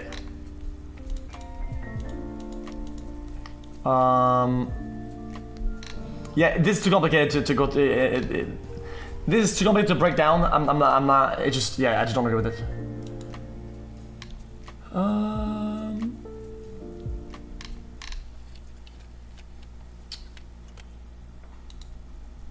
You know what? Watch this. This question is really good. People think I'm gonna go to crazy length with this question. Somebody asked. I could replace it a bunch on 1 second monitor. Look, I have a bunch of 1 second monitor. People think this question is gonna go sideways. It won't. I think it's genuinely good. There's a bunch. Okay, genuinely, I think oversharing has been an issue with me for sure, because I like to talk about people, about stuff about me, or whatever, and I realize that sometimes the people want to listen to things so that they can get something out of you, right? And you're probably thinking money and some other shit. I'm not talking about that. Sometimes you can share a weakness with somebody, right? And the only thing that they see or hear is when will I be able to use this as a weapon against them when they're at a weak point, and I can crush them with it. That's what happens to people, because when you're vulnerable with somebody, all you're doing is that you're giving it ammo, and people always say, dude, what you're saying is not true, blah blah blah. You're still gonna be vulnerable. This is conceptually and philosophically something that I don't resonate with them. Okay. When I am being vulnerable to people and I overshare just for the sake of doing it, right? All they see is just their mag fucking loading up full of ammo. That's all they see. That's all that it is. And at the end of the day, they end up using it against me one day or another. And it's like, it's just how it is. It's just how it's been. That's all. I mean, even I hate to say it, even with chat, when I had this Dr. K episode where I talked about like my dad and my past, whatever, people bring that shit up all the time, use it against me. Like, oh yeah, dude, you're like that time you talked about with this. And it's like, fuck, man, you're just like them. It's like, oh man, like, Jesus Christ, man. And that just really fucking sucks. It's like, sometimes you just want to share and you want people to like relate to something and whatever. And all they want to do is find a way that like use it against you someday and get an advantage, and that's really shitty. Yeah, so I think a valuable lesson is not oversharing it. It's probably less of a thing, but just also with financials, when people don't know the scope of things, things are much simpler. Like, whether it's because it's a lot of money or very little, I think people not knowing is just better. It's always been better, because I don't think that has much relevance unless you're talking about like household budgeting or something like that. People not knowing is just way better. And then that's something that I learned, like, maybe I was wrong, why I overthought it. I had this girl I wanted to date, and I just bought this like a really nice house in Quebec, and it's so nice. And then one night she's like, oh yeah, you want to do this, and like I'll come pick you up. And I just said yes. I instantly said yes. And then for an instant, like I shouldn't have forgotten like where I live, right? And I feel like things changed, like when they saw the house, and I was like, oh wait a minute, that was kind of stupid. That's kind of how I felt. I don't know what to tell you. That's kind of how I tell you. It's just the way that it felt to me. It made me understand that, like, yeah, oversharing and that. Why? Because I mean, yeah, bro. When people think about like money overall, for some people, for them, it's like, of course, it's security, and for some people, like people want that. It gives them like an ideal, like, oh, I could be in this and I could be secure then. If they're in an uncertain spot, like they really want that, and it's like, oh shit, like maybe I shouldn't have than that, you know? Because then you want somebody to be attracted to you, and you want people to be there for you, not for like whatever the fuck you have or whatever, right? You want to reduce the amount of like automotives to almost zero if you can, and if that means you have to go to like big lengths to do it, then so be it. That's just gonna that's how it has to be, and that's what I thought. That is like, damn, I think that's how I'm gonna have to do things now. What else?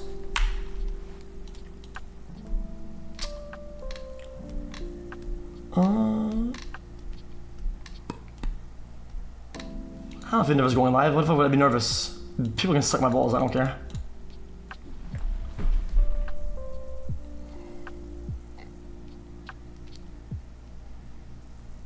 Bro, I don't feel nervous going live, like I don't give a fuck, like what's gonna happen? Yeah, celebrate is much simpler, you're not wrong. I don't regret it, I don't regret anything. I have no regrets. Regrets are like the most... Bro, how am I complaining? What is this guy? I'm just gonna burn this guy, to be honest. The question is literally about something that went wrong, and I'm telling you about it, about how I learned, so you could maybe take something out of it. I don't know. This guy's fucking rendered. Oh, isn't it proud of you that you had an opportunity to talk about?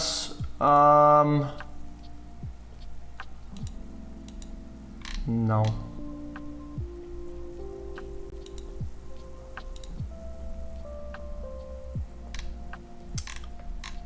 Is that buzzing right now in the back?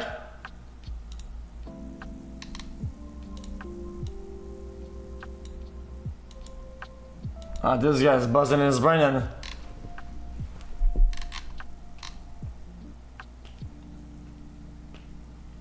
No. Bro. Why do you compare streaming as worse than like a fucking 9 to 5 like data entry job? Like, it's so funny. I get to walk around, smile and laugh and jump and go on the internet and look at the news and do some shit, right? While you're fucking busting on the fucking data entry, putting fucking 2 and 4 and 5 on a fucking P on fucking Microsoft Excel, you dumb fucking pop.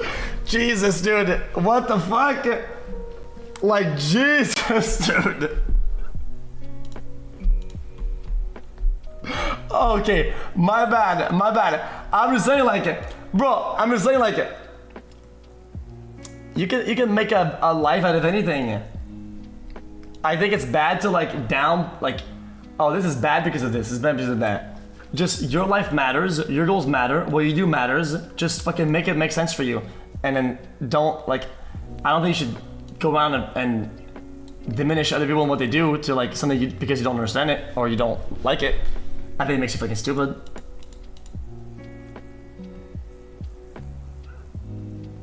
I'm not gonna call him poor. Stop, guys. I did that as a joke when I'm playing against people, dude. I don't give a fuck about that.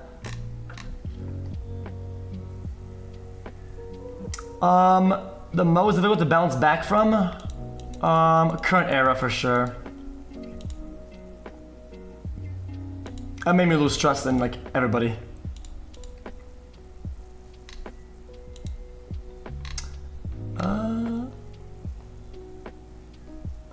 Any criticism about your audience? Fuck them.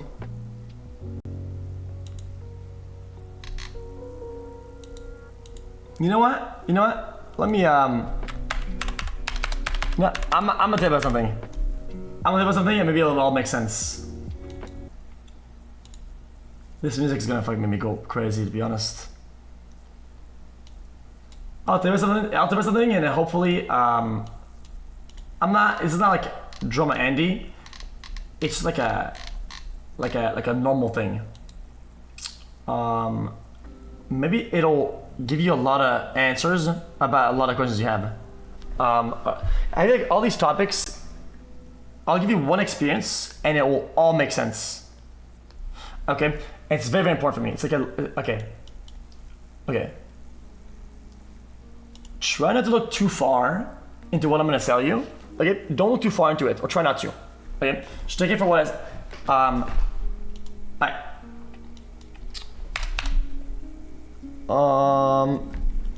do the topic. It's like that was more like about like trust and fucking, what was it talking about?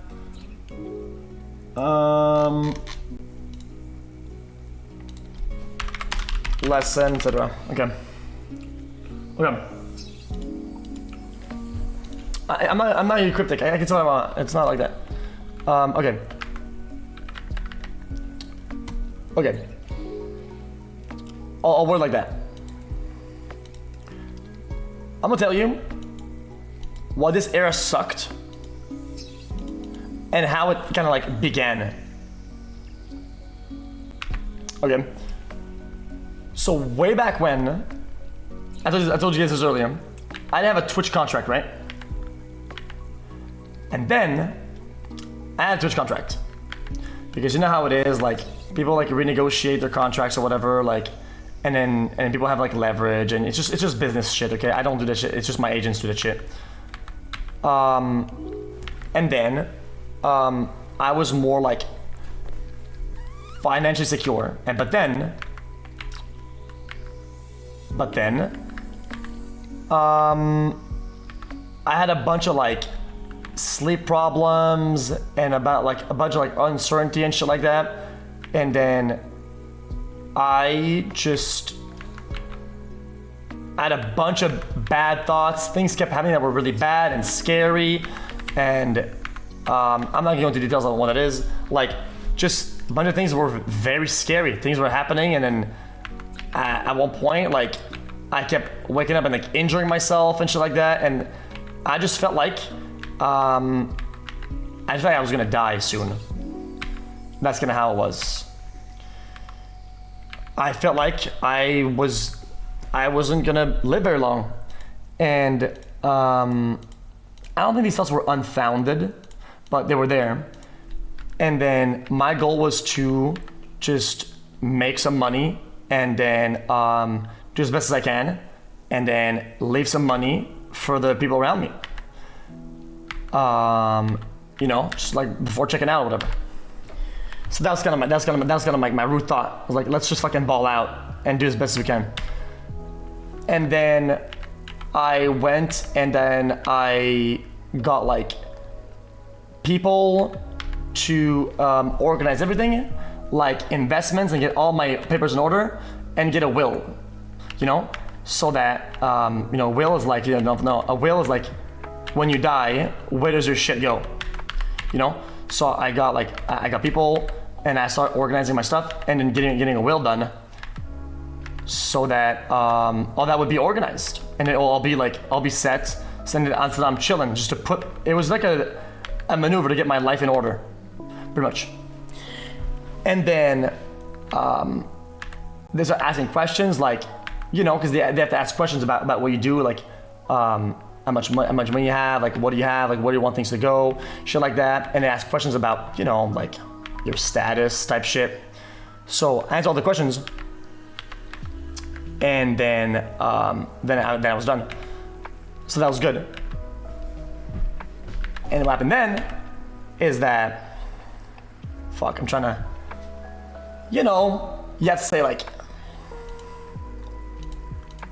whether you're like. So I answered truthfully. I just I mean, dude, it's my will. Like, I want to be truthful. Like, it has to be, you know? Like, it has to be everything has to be super, like, airtight, you know? So I answered all the questions normally. And then one of them was like, oh, what's your, like, status? And then it's like, well, it's like single, you know? Like like if I die, like, okay, well, money will go to, like, you know, family and shit like that. And then after that, things just kind of like started like blowing the fuck up, you know?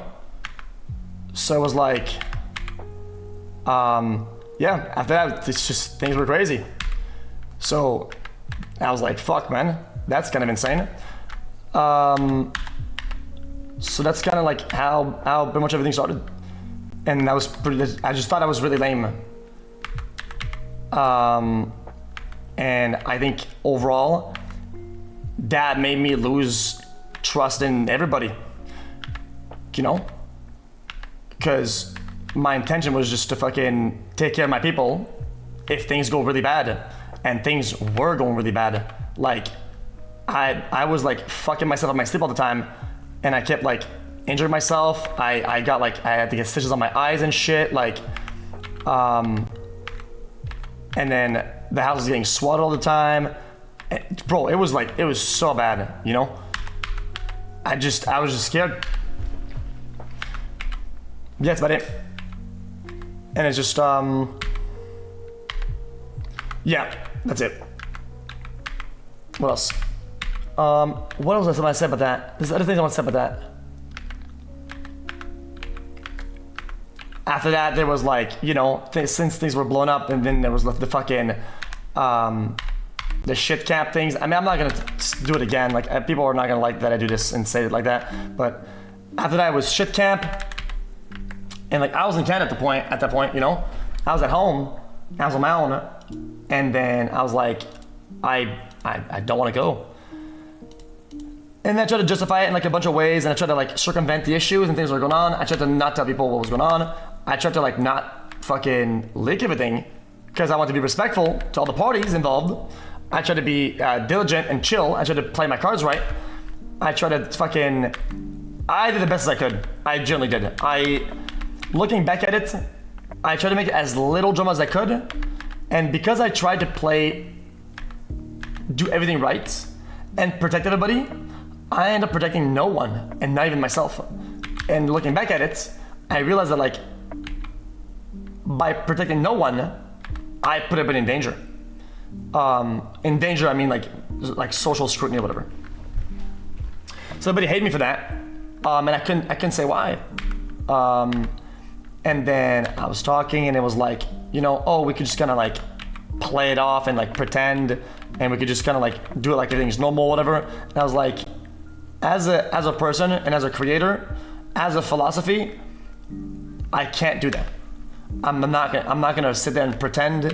I'm not gonna sit there and act like things aren't the way that they are, or whatever, just for people to enjoy watching or something. I don't give a fuck about viewers. They can suck my balls. I'm not gonna fucking pretend, whatever. You know, I didn't want to. I really did not want to pretend. I didn't want to. So I didn't do that. And then things were like bad, and like, because of all that, things were bad in private, in public, in like quote unquote career. I don't like seeing streaming as a career. Fuck streaming. It's not a career. It's a hobby. But regardless, then things were bad privately, publicly, career-wise, like, and I just didn't know what to do. I didn't know how to process that. I didn't know, like, I just felt like I did something that was so normal and so acceptable that like, I didn't do anything wrong. And then it just blew up in my face like crazy. And I was like, why? Like, I want to have a normal fucking thing.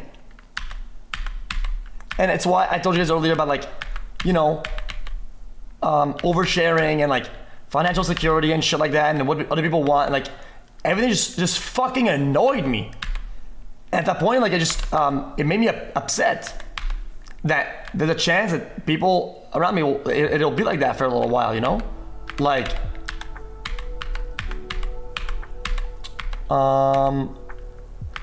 and I try not to hold that against other people. I try not to hold it against people, because it's like, I don't want to use one experience and use it against everybody. But it just didn't, it felt like trash. But it's been fine though, like, everything's chill. It's just that one thing. And then, yeah.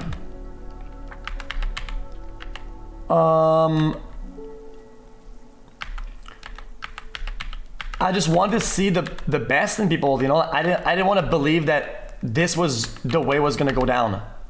Like, I didn't want to believe.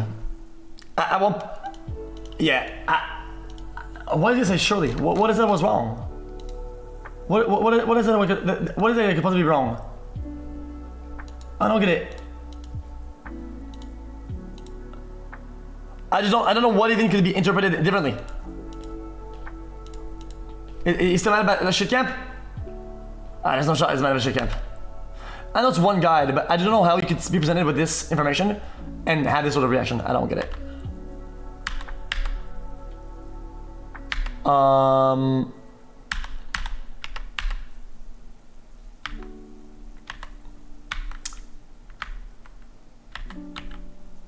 And I think all in all, that's been like my big thing is that trying to be nice to everybody and do it for everybody else. At times, I think I forgot to do things for myself, and I didn't like protect myself in that way, and that's like really, really bad. And I think in recent times, and like not even like months, we're talking like days or weeks, I realized that like I have to be in my own corner. Like not in like, oh, I have to myself. I mean like, you know when you do boxing, whatever, the guy in your corner, your coach, whatever. Well, dude, I have to be in my own corner. Like I have to like fight for myself. I have to do that. I gotta stop being taken advantage of and fucking being deliberately fucking stupid about things and like one of the best. I want to see the best in people. Like generally, like it's why I don't hold grudges. I always think, yo, you know, dude, like maybe this person's not that stupid. Maybe they're not that delusional. Maybe this person's not making shit up. And I always want to believe that there's something else. But you know what? I realized that some people just are. And it was hard for me to realize that like some people are just completely busted beyond repair, and you just can't deal with them. That's it.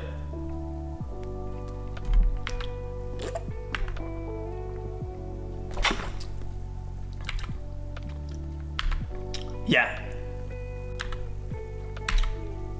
Anyway.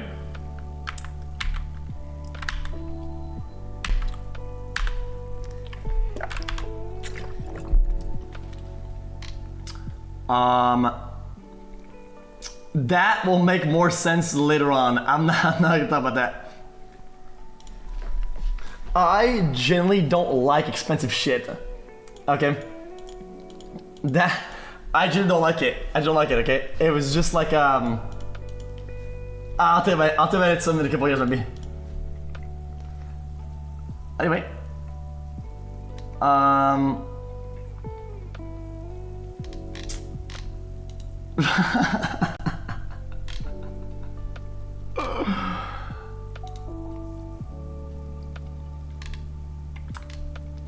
It's complicated. People say, oh, maybe we're laughing, but they probably don't get it. I don't think anybody gets it. There's probably like 10 people that actually get it, but it's fun.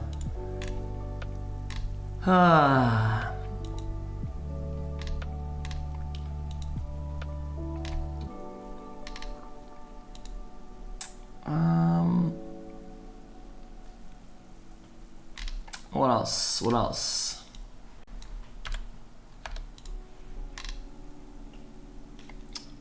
What controls things do you think make good content? Drama. I think drama is fine. I love drama. I think drama becomes bad when it goes past the point. I think drama is fantastic. I love that shit. Bro, if I could turn my own stream into Jersey Shore, I fucking would. Okay. Drama's wicked insane. It's fun, it's funny, controversy, everybody being mauled and shit. I love that shit. You kidding me, dude? I love that shit. I just wish, if I had participants, okay, that weren't fuckheads, it'd be funny. I don't care if the internet or a bunch of people on Twitter things I'm like an asshat for constantly names. I don't give a fuck what they say. I think it's funny. I don't have to justify it to them. They watch it regardless. They tweet about it. They talk about it. They say dumb shit. I love that shit. Okay, but at the same time, finding participants that don't go past these points of like letting it what it is, it's like impossible.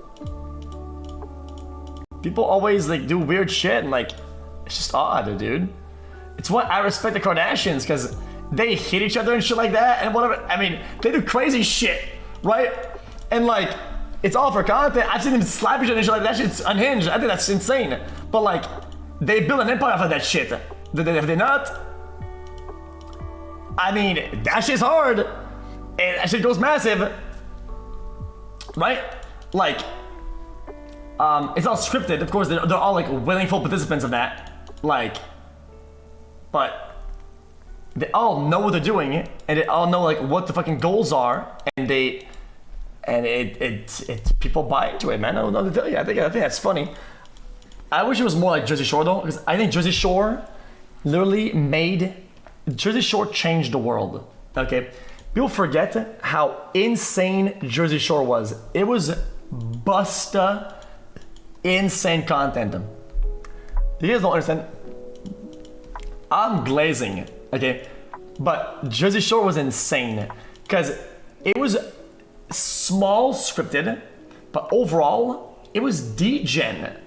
Okay, it was black mold content, but it was still genuine enough that it didn't feel too scripted, and it got the job done. Aye, that shit was hard as fuck. I don't know what people say, that shit's hard. Okay. Thought on the build community. They're chilling. I just think that everybody. I'm gonna keep it a buck. I'm gonna keep it a buck. Okay. I think overall, I mean, sometimes I think a lot of people act so fucking gangsta and shit. Everyone wants to be so gangsta. Actual gangsters, bro, aren't on Twitch fucking donating subs and fucking typing in chat, bro. Like, I don't even know what the fuck. Everybody's act like so gangster. Gangsters don't type in the Twitch chat box, dude. Like, what the fuck is this shit? I don't know what the fuck is going on, dude. Shit.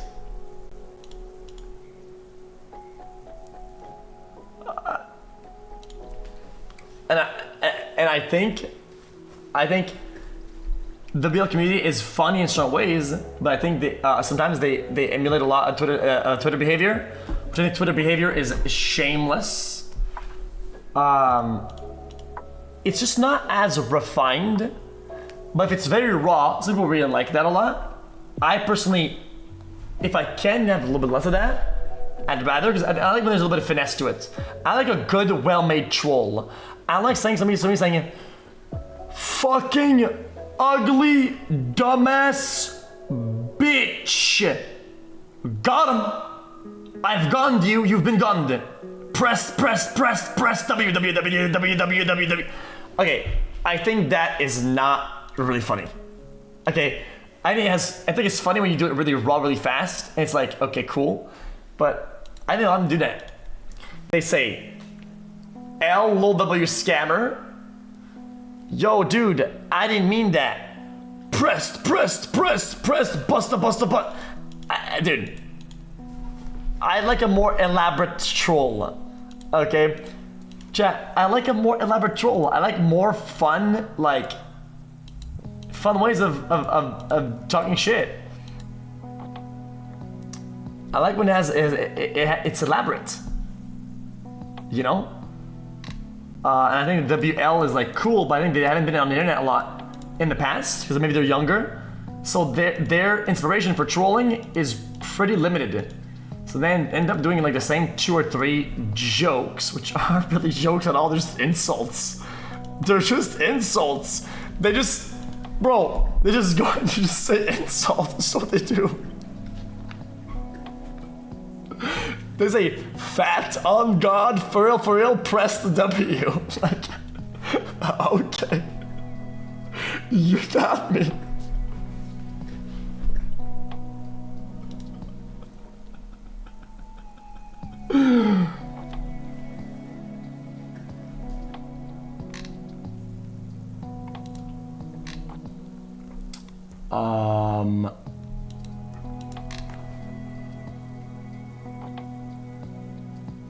What are your coping mechanism struggles?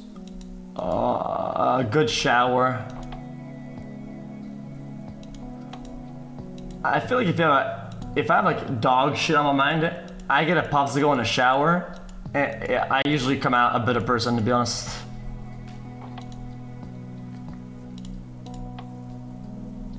The other day I want to like fucking go all out and like leak a bunch of shit and just say everything, and I can. I hope you guys don't know. I absolutely can. I had to take a shower, popsicle, and I was like, let's just go play some Rocket League.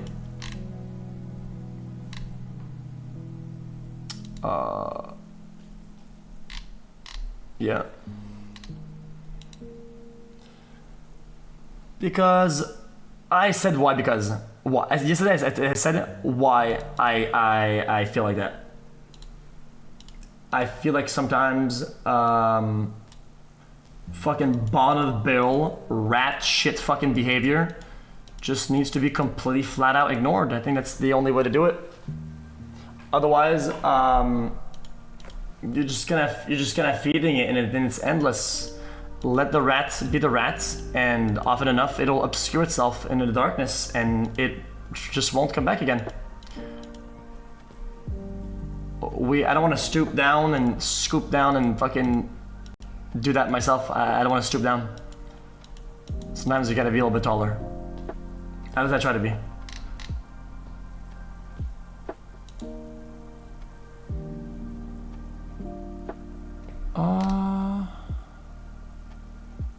I'll get spoiled in water when I go to nice restaurants because I want to try it. I think it's fun to try it. I think it's dog shit. Spoiling water is fucking dog shit, but I'll still do it. Do you think it's normal to spend much time watching a stream in free time and the point of view of the viewers? Do you think an average viewer look like? I think average viewers look like average viewers. Dude. Oh man. I was waiting on Hollywood, okay? I met a bunch of viewers on Hollywood. Bro, okay, I only went home because I thought it kind of got dangerous because there was too many people at one point. I keep getting stopped one time. At one point, I got stopped by like one guy, and there was like two guys that came in, and there was like two more, and then we had four, and I was like, okay, yeah, let's, that's enough for the night. Because I kind of got, there's like two, I don't want to get swarmed. Okay, listen, I'm not that cool. It's just that one brings the other, and it can, there's a positive, it can ramp up. And I'm on my way home, I see this girl, and she says, oh, yo, are you Felix or whatever? She calls my real name. And I'm like, yeah, hi. And she didn't want to have a picture. And she says bye. And then, I was Instagramming some shit, right? And then I'm in my DM requests, and I see the same girl. Smile. I'm like, what the fuck? So I click on her, and she says, sorry, I was ugly.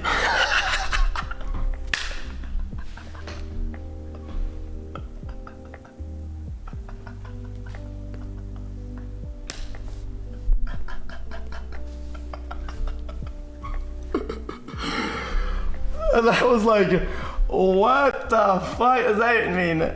I mean, I never reply to fucking DM requests. I just don't, I read them though. So if you guys write shit in there, I read it. I just don't reply. So I didn't reply, but I thought it was funny. But I didn't look at her profile. I didn't care that much. I just didn't, I don't know. I just thought it was funny. Was she ugly?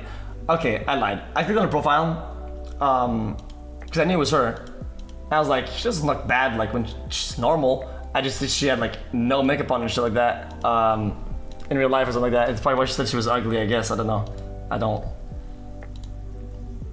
I just felt bad. Like, I just felt bad. Does it matter? Of course it doesn't matter. I wasn't gonna fucking be like that. xQc's.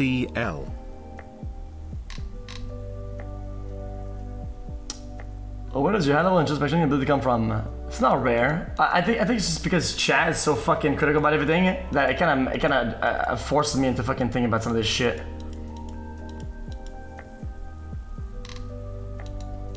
Like, minus 50% ghost, Mechlin, 50, ghost. Like, ah, man, so fucking brain dead, dude. Like, I don't even know, dude. I'm not pressed. I just, if you knew, you probably would be saying that, you know? And it just sucks. That's all. I just think it's stupid to see it, bro. It's stupid to see it. It's just odd, bro. It's like I told you earlier. It's like if I had like brown hair and you call me blondie all day, and I'd just be like, Okay. I mean, it's just not true, but you can just keep spelling if you want to. I just think it's hard. What goals have you completed? And what goals are you still trying to complete this year? I think the only goal has been to fucking stay afloat and being able to fucking navigate the waters and not drown. I think I've been doing okay.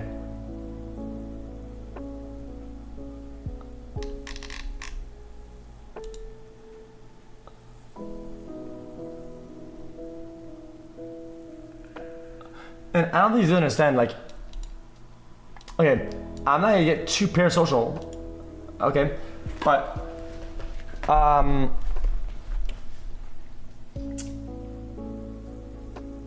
always said I didn't want to date anybody and take time away from stream ever. It's been a philosophy, for better or for worse, okay, and generally, you guys didn't even know that I was dating this new girl, and for all the Rust shit and all the other streams, I was awake at 9 in the fucking morning. I had breakfast cooked and shit like that. I had all my clothes fucking folded and shit. My stream setup was fucking clean and ready to go every day. Like, every day was like, I couldn't fail. Okay? And I don't want to get parasocial. I'm just saying it. Like, it just felt refreshing to be enhanced for, like, it had been a while. I didn't feel like that. It was like, fuck, man. That's like an insane booster. No, that was not my assistant. My assistant tried to do that, but she did really good. Don't get me wrong. I had an assistant also. What? I had both. The fuck? These are two different people. These are two different people entirely. Wait, they're two very separate entities entirely. What the fuck? Oh, this chat's fucking brain dead. Do you do much self-reflection or meditation? Also, thanks for being a content war turtle. It makes my 7 to 3 a lot better. xQc's. What's up, man? What piece of media that you watched changed the way you thought or the way you perceived the world?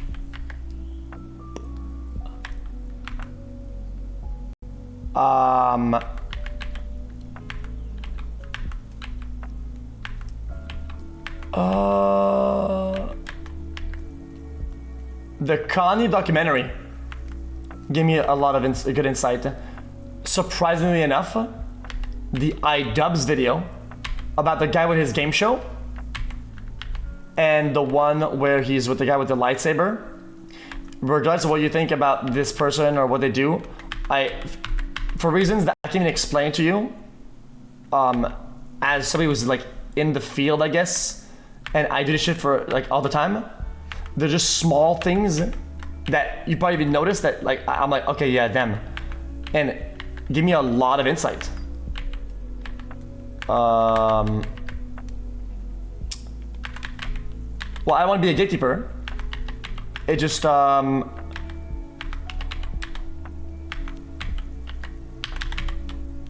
like the one with the game show guy, right? When he was doing the game show and he was sucking balls at it, right? I saw myself in that guy. What is your earliest memory? I saw myself in that guy a little bit. The smoothie machine guy, right? He was doing the game show and he was terrible at it and looked like fucking absolute autism, right? And looking from an outsider inwards, I was like, shit. This is kinda how I look like when I do some of my shit. What is your technique when milking the snake? It's content. What is blood waffling about? It's not made to be that type of content. So whenever you try to make it, it just looks very odd. Admirable. xQc's. It just looks really odd.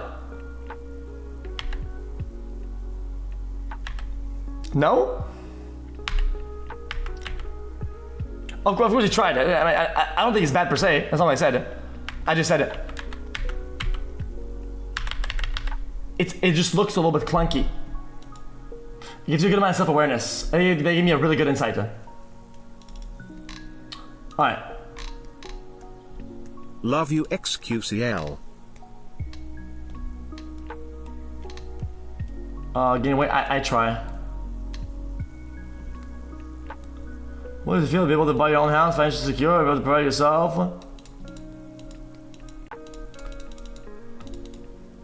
It feels good. It feels fantastic when it happens, but after that, it kind of goes back to being flat as fuck. I mean, the value, bro, like... You do it, it happens, you know what it is, it's cool, and then it slowly becomes normal. xQcl. I still get, brother. I still get mad when I feel cold. I still get mad when I don't get my fucking sauce in my McDonald's order. I still get mad about all the other shit that you get mad about too. Like, this shit doesn't fade away, dude. I get mad about my sauce, bro. And no honey, no honey. Bro, I could be a billionaire. If I order a fucking chicken nuggets and doesn't have my honey packet, I call the place. I still call them. I don't give a fuck.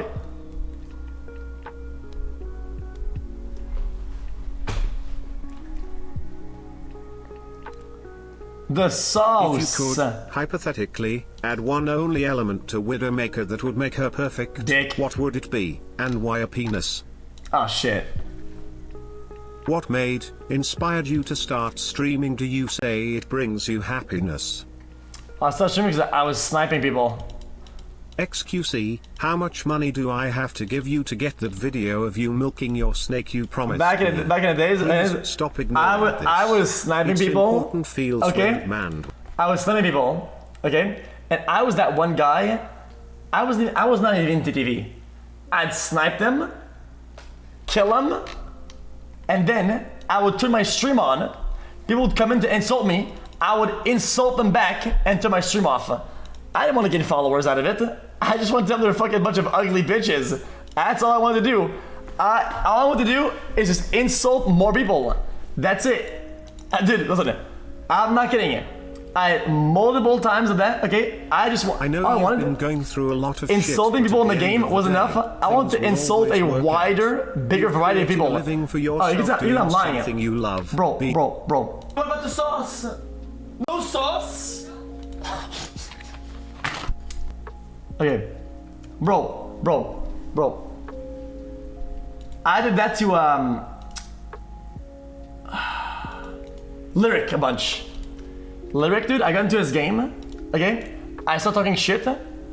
I call them dynamic abusers because they were stacking 6 stack. And then I got clapped. I said a bunch of shit in chat. Then I turned my stream on. I said they're all ugly and all a bunch of bitches. I had 1.4k viewers. And then I just turned my stream off. Brother, I didn't give a fuck about viewers. I just want to tell them they're fucking ugly. And I turned my stream back off.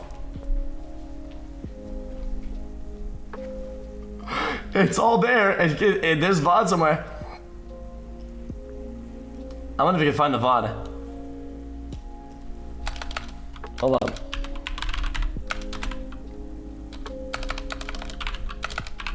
It's out there.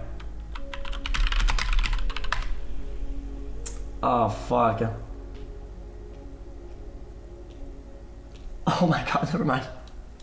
Jeez, I saw that. That is not what I thought was this. I did not. That is not what happened. Jesus.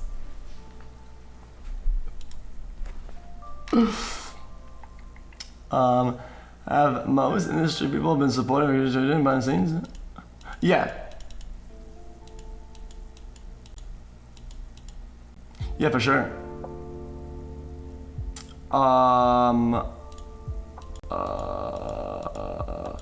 Yeah, what else about that? Yeah, everything's chill. I just don't know why the current things are the way they are. I'm finding a hard time to understand why. Like,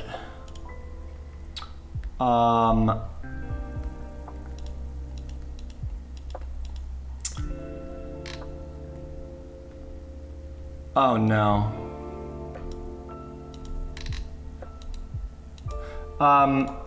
Yeah, like, bro, I want to re-rate this shit, but listen, like, my house now has power. So I'm thankful. Gently, thank you for power. Okay, I don't have water, and let's just say the internet is not coming back. Okay, I try as best as I can. The internet is not coming back.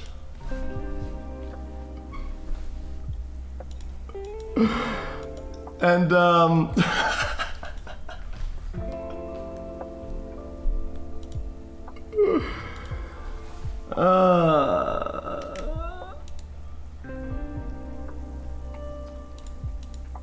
oh man.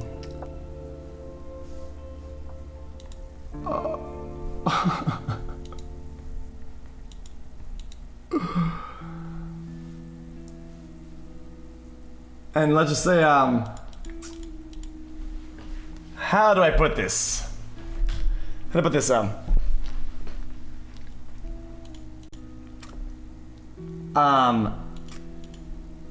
I thought, yo, I'm just gonna move all my furniture out of my house, and yeah, about that. I don't think I'm gonna be doing that. What could possibly go wrong? That's such a full sentence.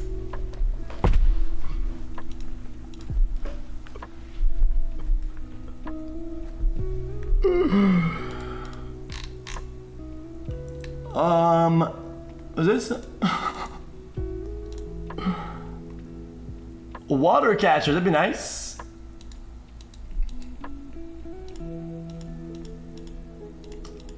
Well, it's my house. I mean, it's only my house. There's a title I have downstairs, and only my name is on it. I'm the sole owner of the house. It is me house.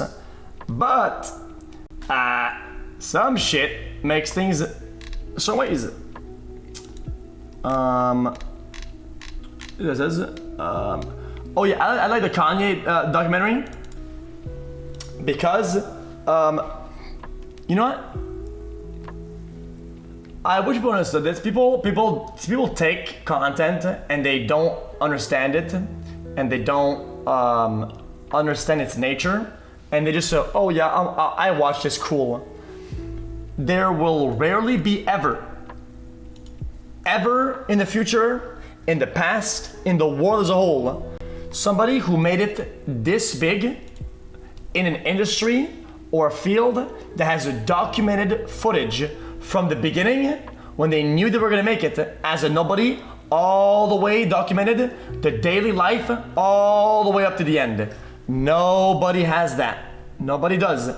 Maybe in the future, right? But even in the future, people are so accustomed to content and cameras and being on camera. Everybody's acting, putting on a show. That's different.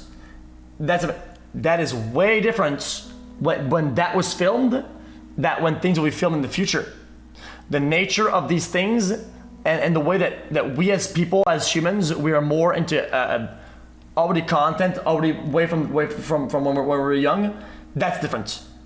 There isn't a lot of people that have that. Yeah, we as people, yeah, yes, we as humans, yes. Okay, I think that has so much value. It's why I think I was watching the Ye documentary, and I was spending a lot of time deconstructing, analyzing that fact. Because growing up, me and my brother, we used to film shit. Why? Just to film. We didn't have any motivation for it. We were just filming random shit, and it made for really good content. And I wish we had all of that, but we were doing some hacker shit on my computer, and it caught on fire. The computer that we had extracted all the tapes from, it was a Lenovo, it caught fire. Okay, we lost all the vid on it, and we had a lot of really good movies on it, and it sucks.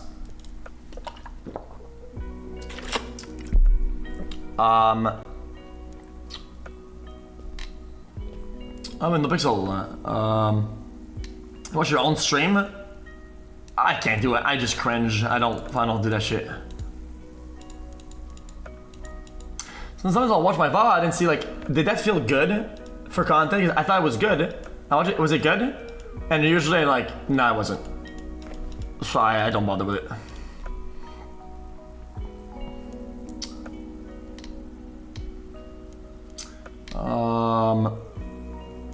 And then the esports. Esports is dead. I said it. Esports is not monetizable. It's so dead. Okay. People, esports orgs that make money, that actually turn into profit. Okay. They make most of their money on things that are not really esports related. They're like, just think about like 100 Thieves. I'm pretty sure they're super hard in the red, I'm pretty sure. But they do mostly like merch and shit and all the things and whatever. All that really aren't esports. If you look at most of the revenue, I'm pretty sure it's for like clothing, apparel, like that. But it's not like. And you guys don't understand. A lot of you guys are very young. You guys don't understand the fact that because a business is a beneficiary of venture capital and rounds of investment and cash injections doesn't make them in the green, doesn't make them have profits or make money. They're big and expanding, but they're not making money. But maybe you don't understand that. These aren't big words. That's just how it is. I mean, there isn't a singular Overwatch League team that ever made money and will make money. Why? Because the model sucks fucking dick. It's so bad. The model just doesn't work. It was designed to fail. And then they all got investments from a bunch of companies, and they all look like they're all balling out and they're all rich and doing cool. But that shit is fucking, it's a skeleton with nothing inside. Be any more condescending. Brother, there is no other way to tell you that a business is a failing venture when it's failing. How do I mean to express that to you in a way that doesn't make you feel you're being condescended on? It's fucking dead.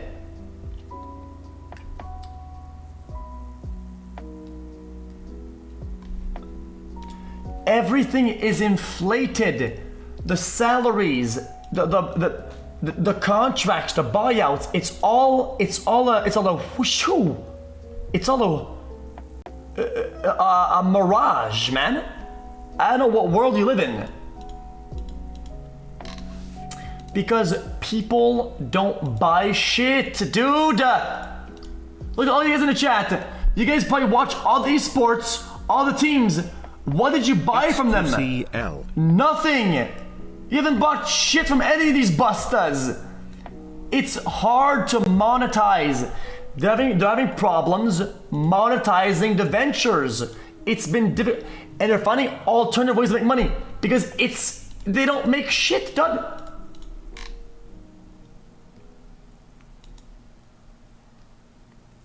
Succeeding is finding value in yourself. Success isn't the things that you wear or you put out. Success is the things that you feel and the fulfillment that you get. Some people are broke as fuck and they're very successful.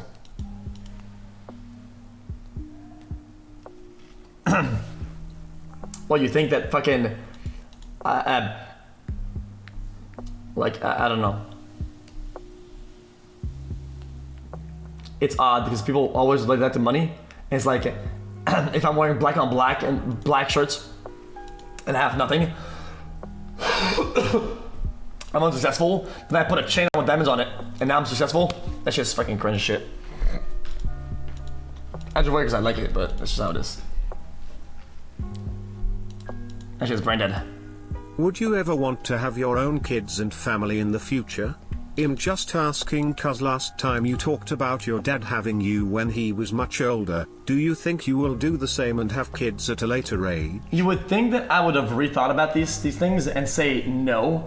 I think in a lot of ways, in recent times, 35 years with the juice. I think a lot of things happened that made me think. From Norway. Scout. Oh, at least I would think.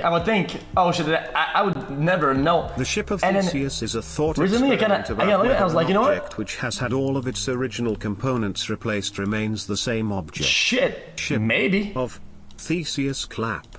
Theseus, wow. Ship of Theseus holy. I think I might be shooting blanks though, bro. Like dead ass. Shit. I don't fucking care.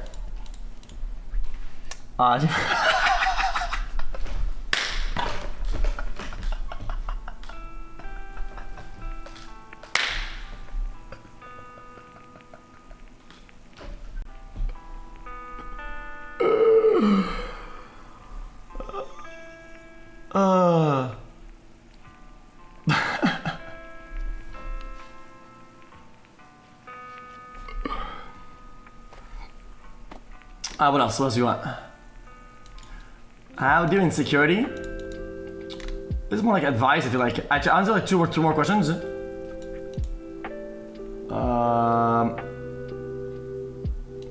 know what? I like this question. I think I'll move on. No, I'll do two more of this. But somebody's in chat said, what did you say? The thing with insecurity, dude, is that you're always gonna find something about yourself that you don't like. That's never gonna go away. Okay, when I was younger, okay, my face didn't look good. It would always break out. I always look like shit. Okay, and I hated it. And I would always go out. I would always not go out, basically because I looked like trash. And then I kept doing it, and I was gonna get better when I'm 17, and then it got worse. And maybe a little bit better when I'm 18, and then it get better.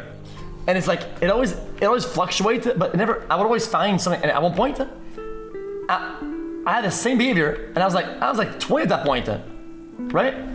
And I was like, dude, if I look back, like my face is clear as fuck.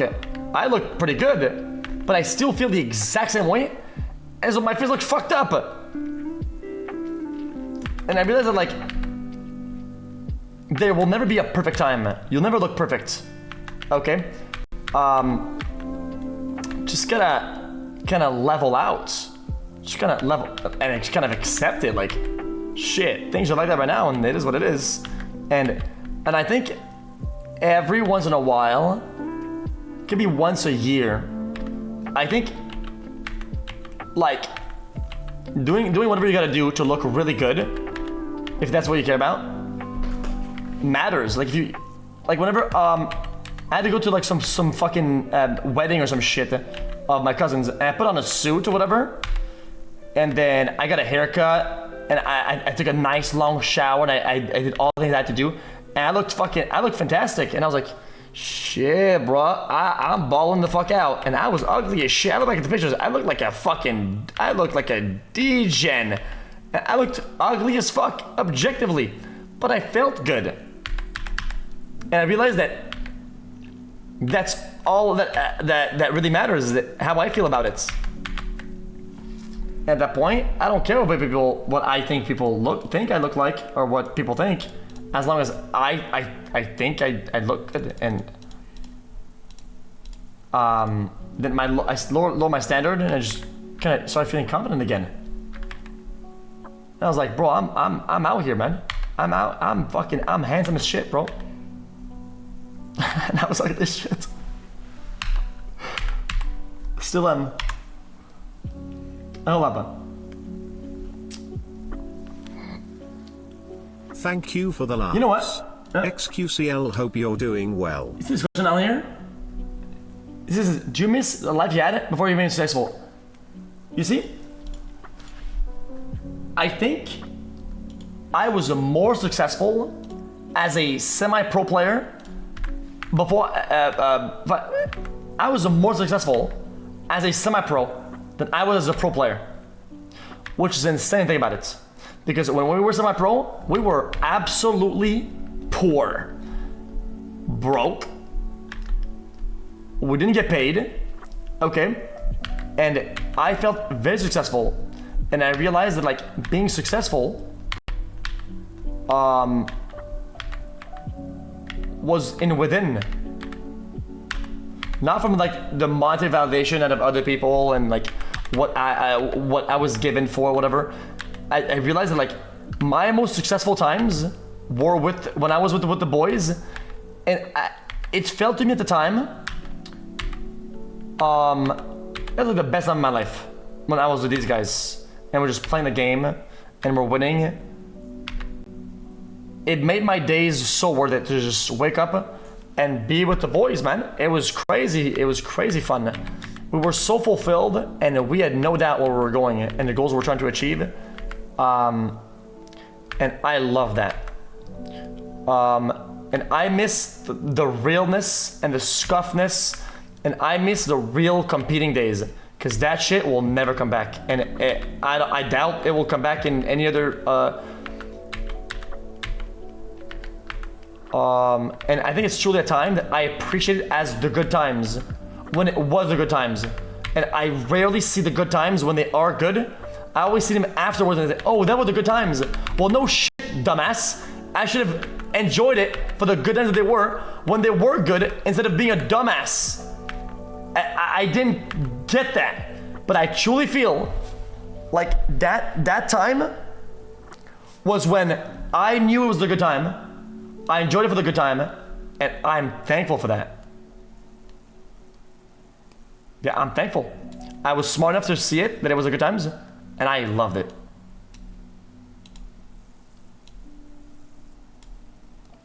I think I lost all the files of all my VOD reviews that we had, because we used to record all of our tournaments.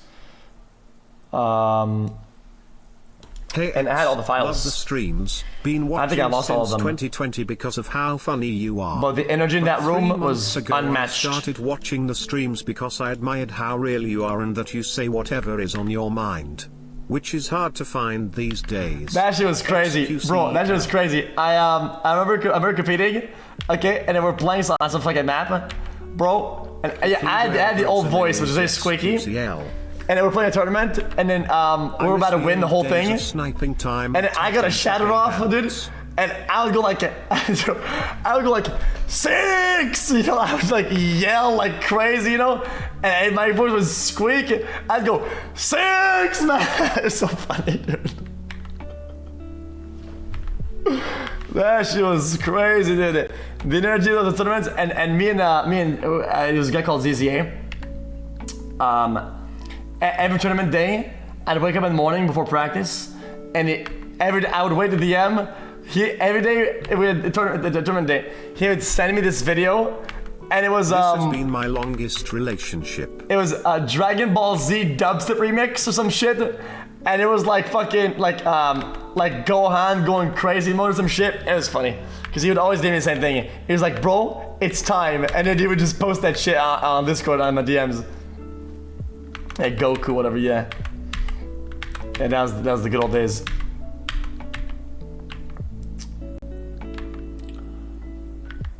Anyway.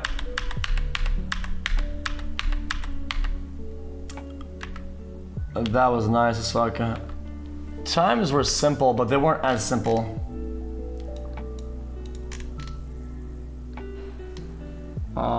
In less than 6 hours, Apple is having their developer event where they are expected to unveil the first iteration of their mixed reality headset. Do you see 5 to 10 years down the road this potentially being as big of a paradigm shift as the iPhone was? No, I think people are blowing that shit out of proportion super hard. I think people are fucking delusional as shit. I think everybody's looking for the next thing that's gonna like break life itself, whatever. When it's like, chill the fuck, that shit is fucking garbage, dude. That shit is straight fucking garbage. Like, VR and AR and shit, it's just not ready, dude. And it's fucking dog shit. I don't know what to tell you. You say wrong, ain't nobody wearing Google Glass and fucking Apple brain dead, okay? No, ain't nobody wearing that shit. Stop it. It's just not ready. Bro, you wear Google Glass, you get punched. One day it will, yeah, I get it for. You love VR chat. Okay. I'm not out of the loop. Nobody uses that garbage. When you coming to Brazil xQc? I think VR will get better. VR will get better though. It will get better. I've said it. It's just we need another 5 years. To come back. 5-10 years. Right now it's too expensive. It's too clunky. It's too big. It's too. Everything needs to be sized. It's gonna take a long time.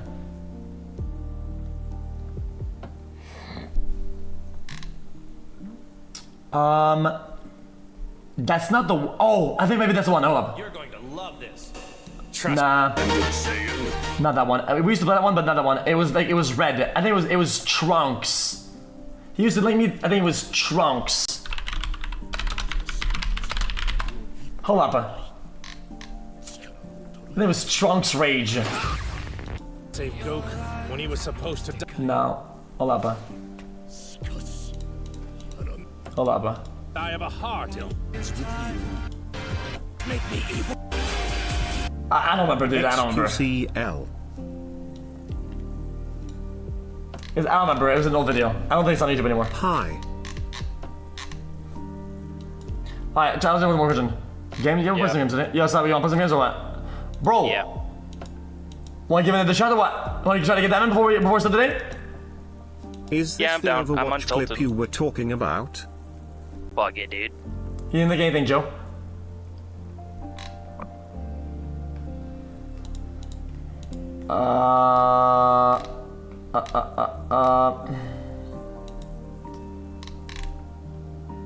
You're changing your houses. I'm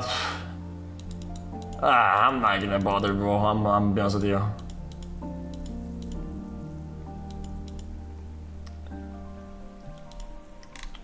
Oops, Link. I have a question. What? Who are you talking to? Talking to chat, right? Oh.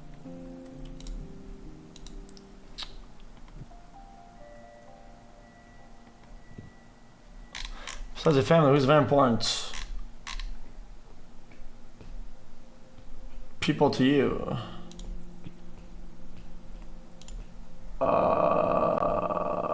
Jesse. Yeah. Oh, I have another idea too, though. Well, What about 2K? yeah, you could do that. Want to get that first or not? Yeah, sure. I don't need the patches. I think I want to learn how to drive. I think when I settle down, I want to get like a really good race car and then go to the track a lot. Not like once in a while, like a lot. WQ&A segment, keep up the great content. Hope your PTSD has gotten better, Mr. Cow. Much love, less than 3 WVIPs.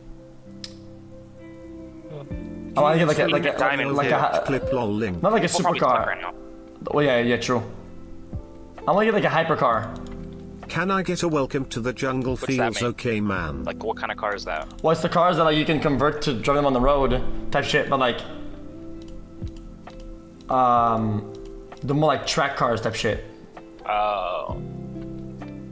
Yeah, chat, I think the P1 is old. I think it's like it's old. It's not.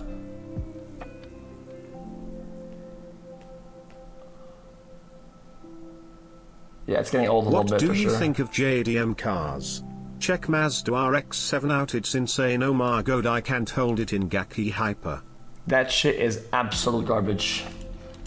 It's a whole bunch of metal that makes a bunch of noise and doesn't do much.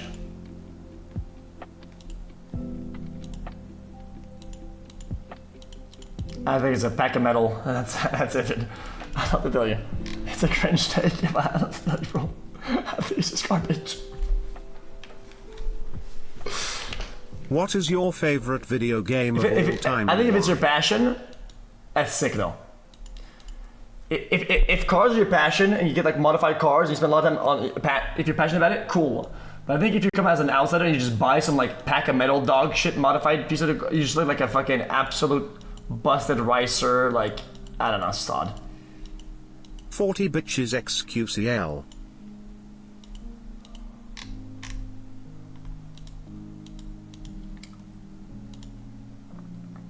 I wonder, chat, what's like a just really cool like hypercar people have? You know, chat, like it's like the supercars people bring on the track, like actual track cars type shit.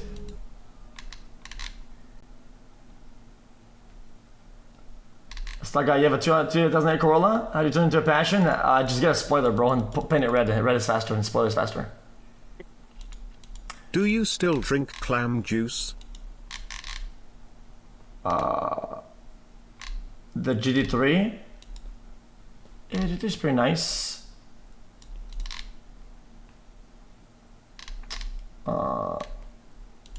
That's nice. I don't think it's a hypercar though, is it? But I think it's one of the fastest, isn't it?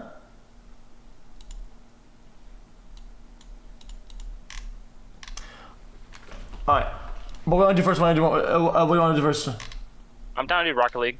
Okay, just get that and then we move on. Okay.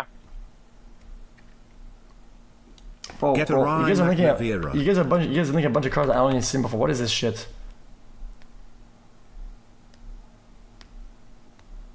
Bro, what even is this car?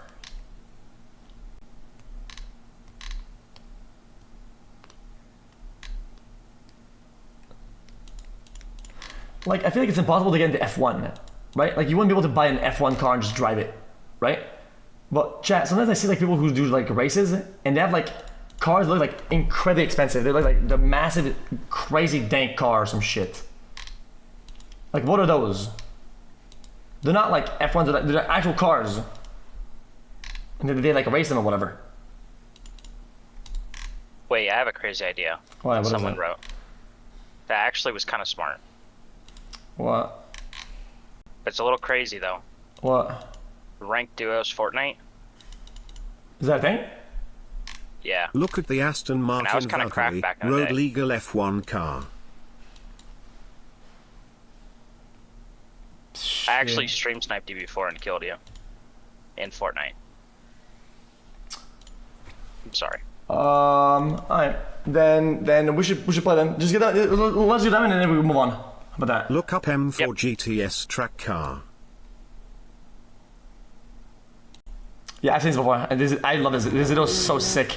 I used to play on a banana character. Bro, this is actually insane though.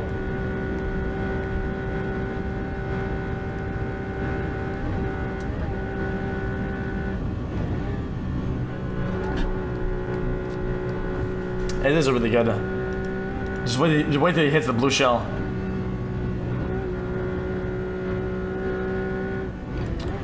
Chat, is this in kilometers per hour? Like, that's insane. This guy takes turns at like 100. In kilometers per hour? That's still crazy to think though. Like, I feel like when you look at a video, it doesn't really click in. But like taking turns at 100 is insane.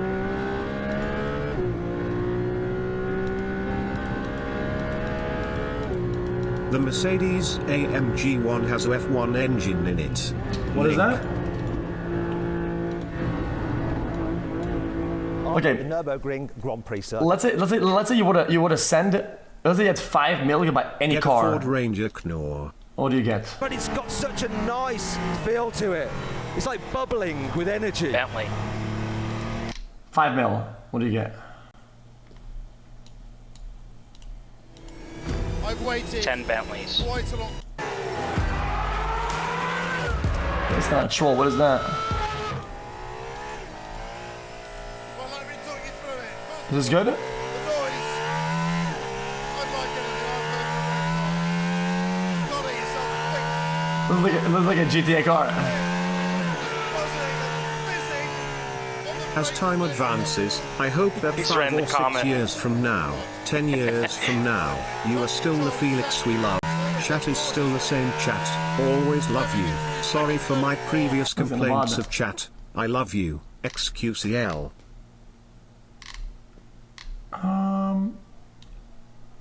This one. Nottle. I think I've seen this before though. I think I've seen it in fucking GTA or some shit. Dude, the spoiler on this one, it looks fucking insane, is it not? Bro. Koenigsegg, Rymac, Bro. McMurty I Spear. don't want to watch that shit. What is this?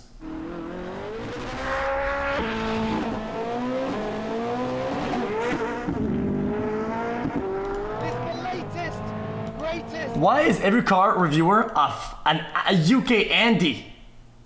A UK Andy.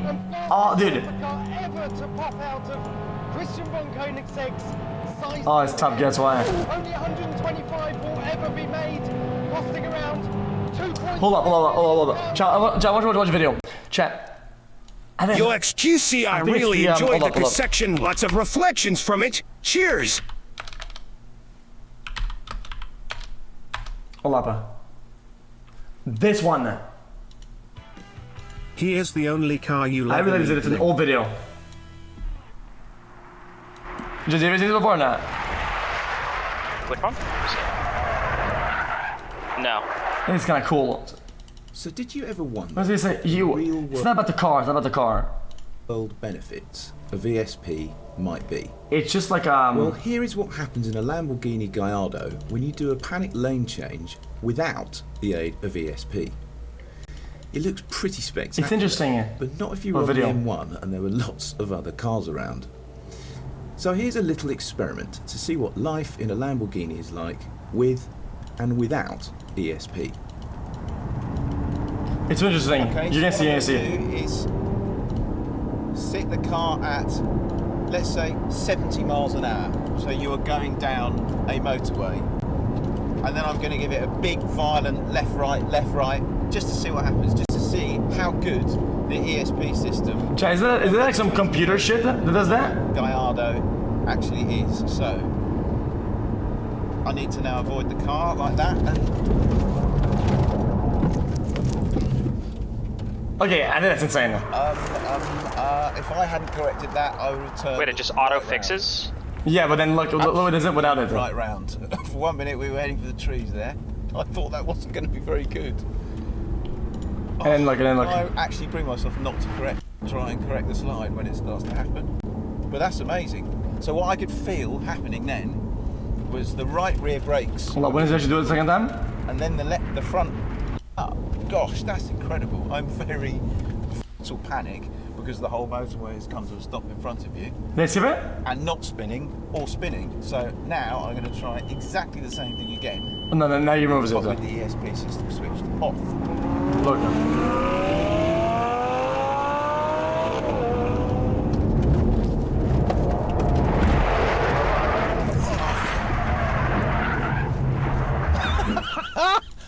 Isn't that crazy? That is what's known in the trade as a big Yeah, it's actually kind of nuts. That's kind of crazy. Jeepers. Is If you ever want Just to but is Tesla better though?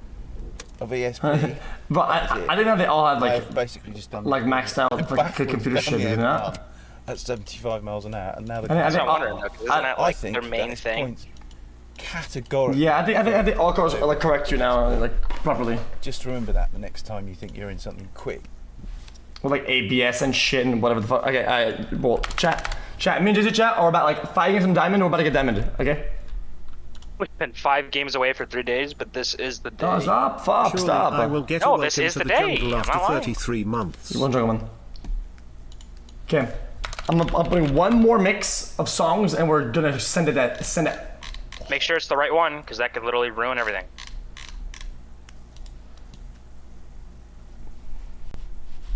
Like, what the fuck?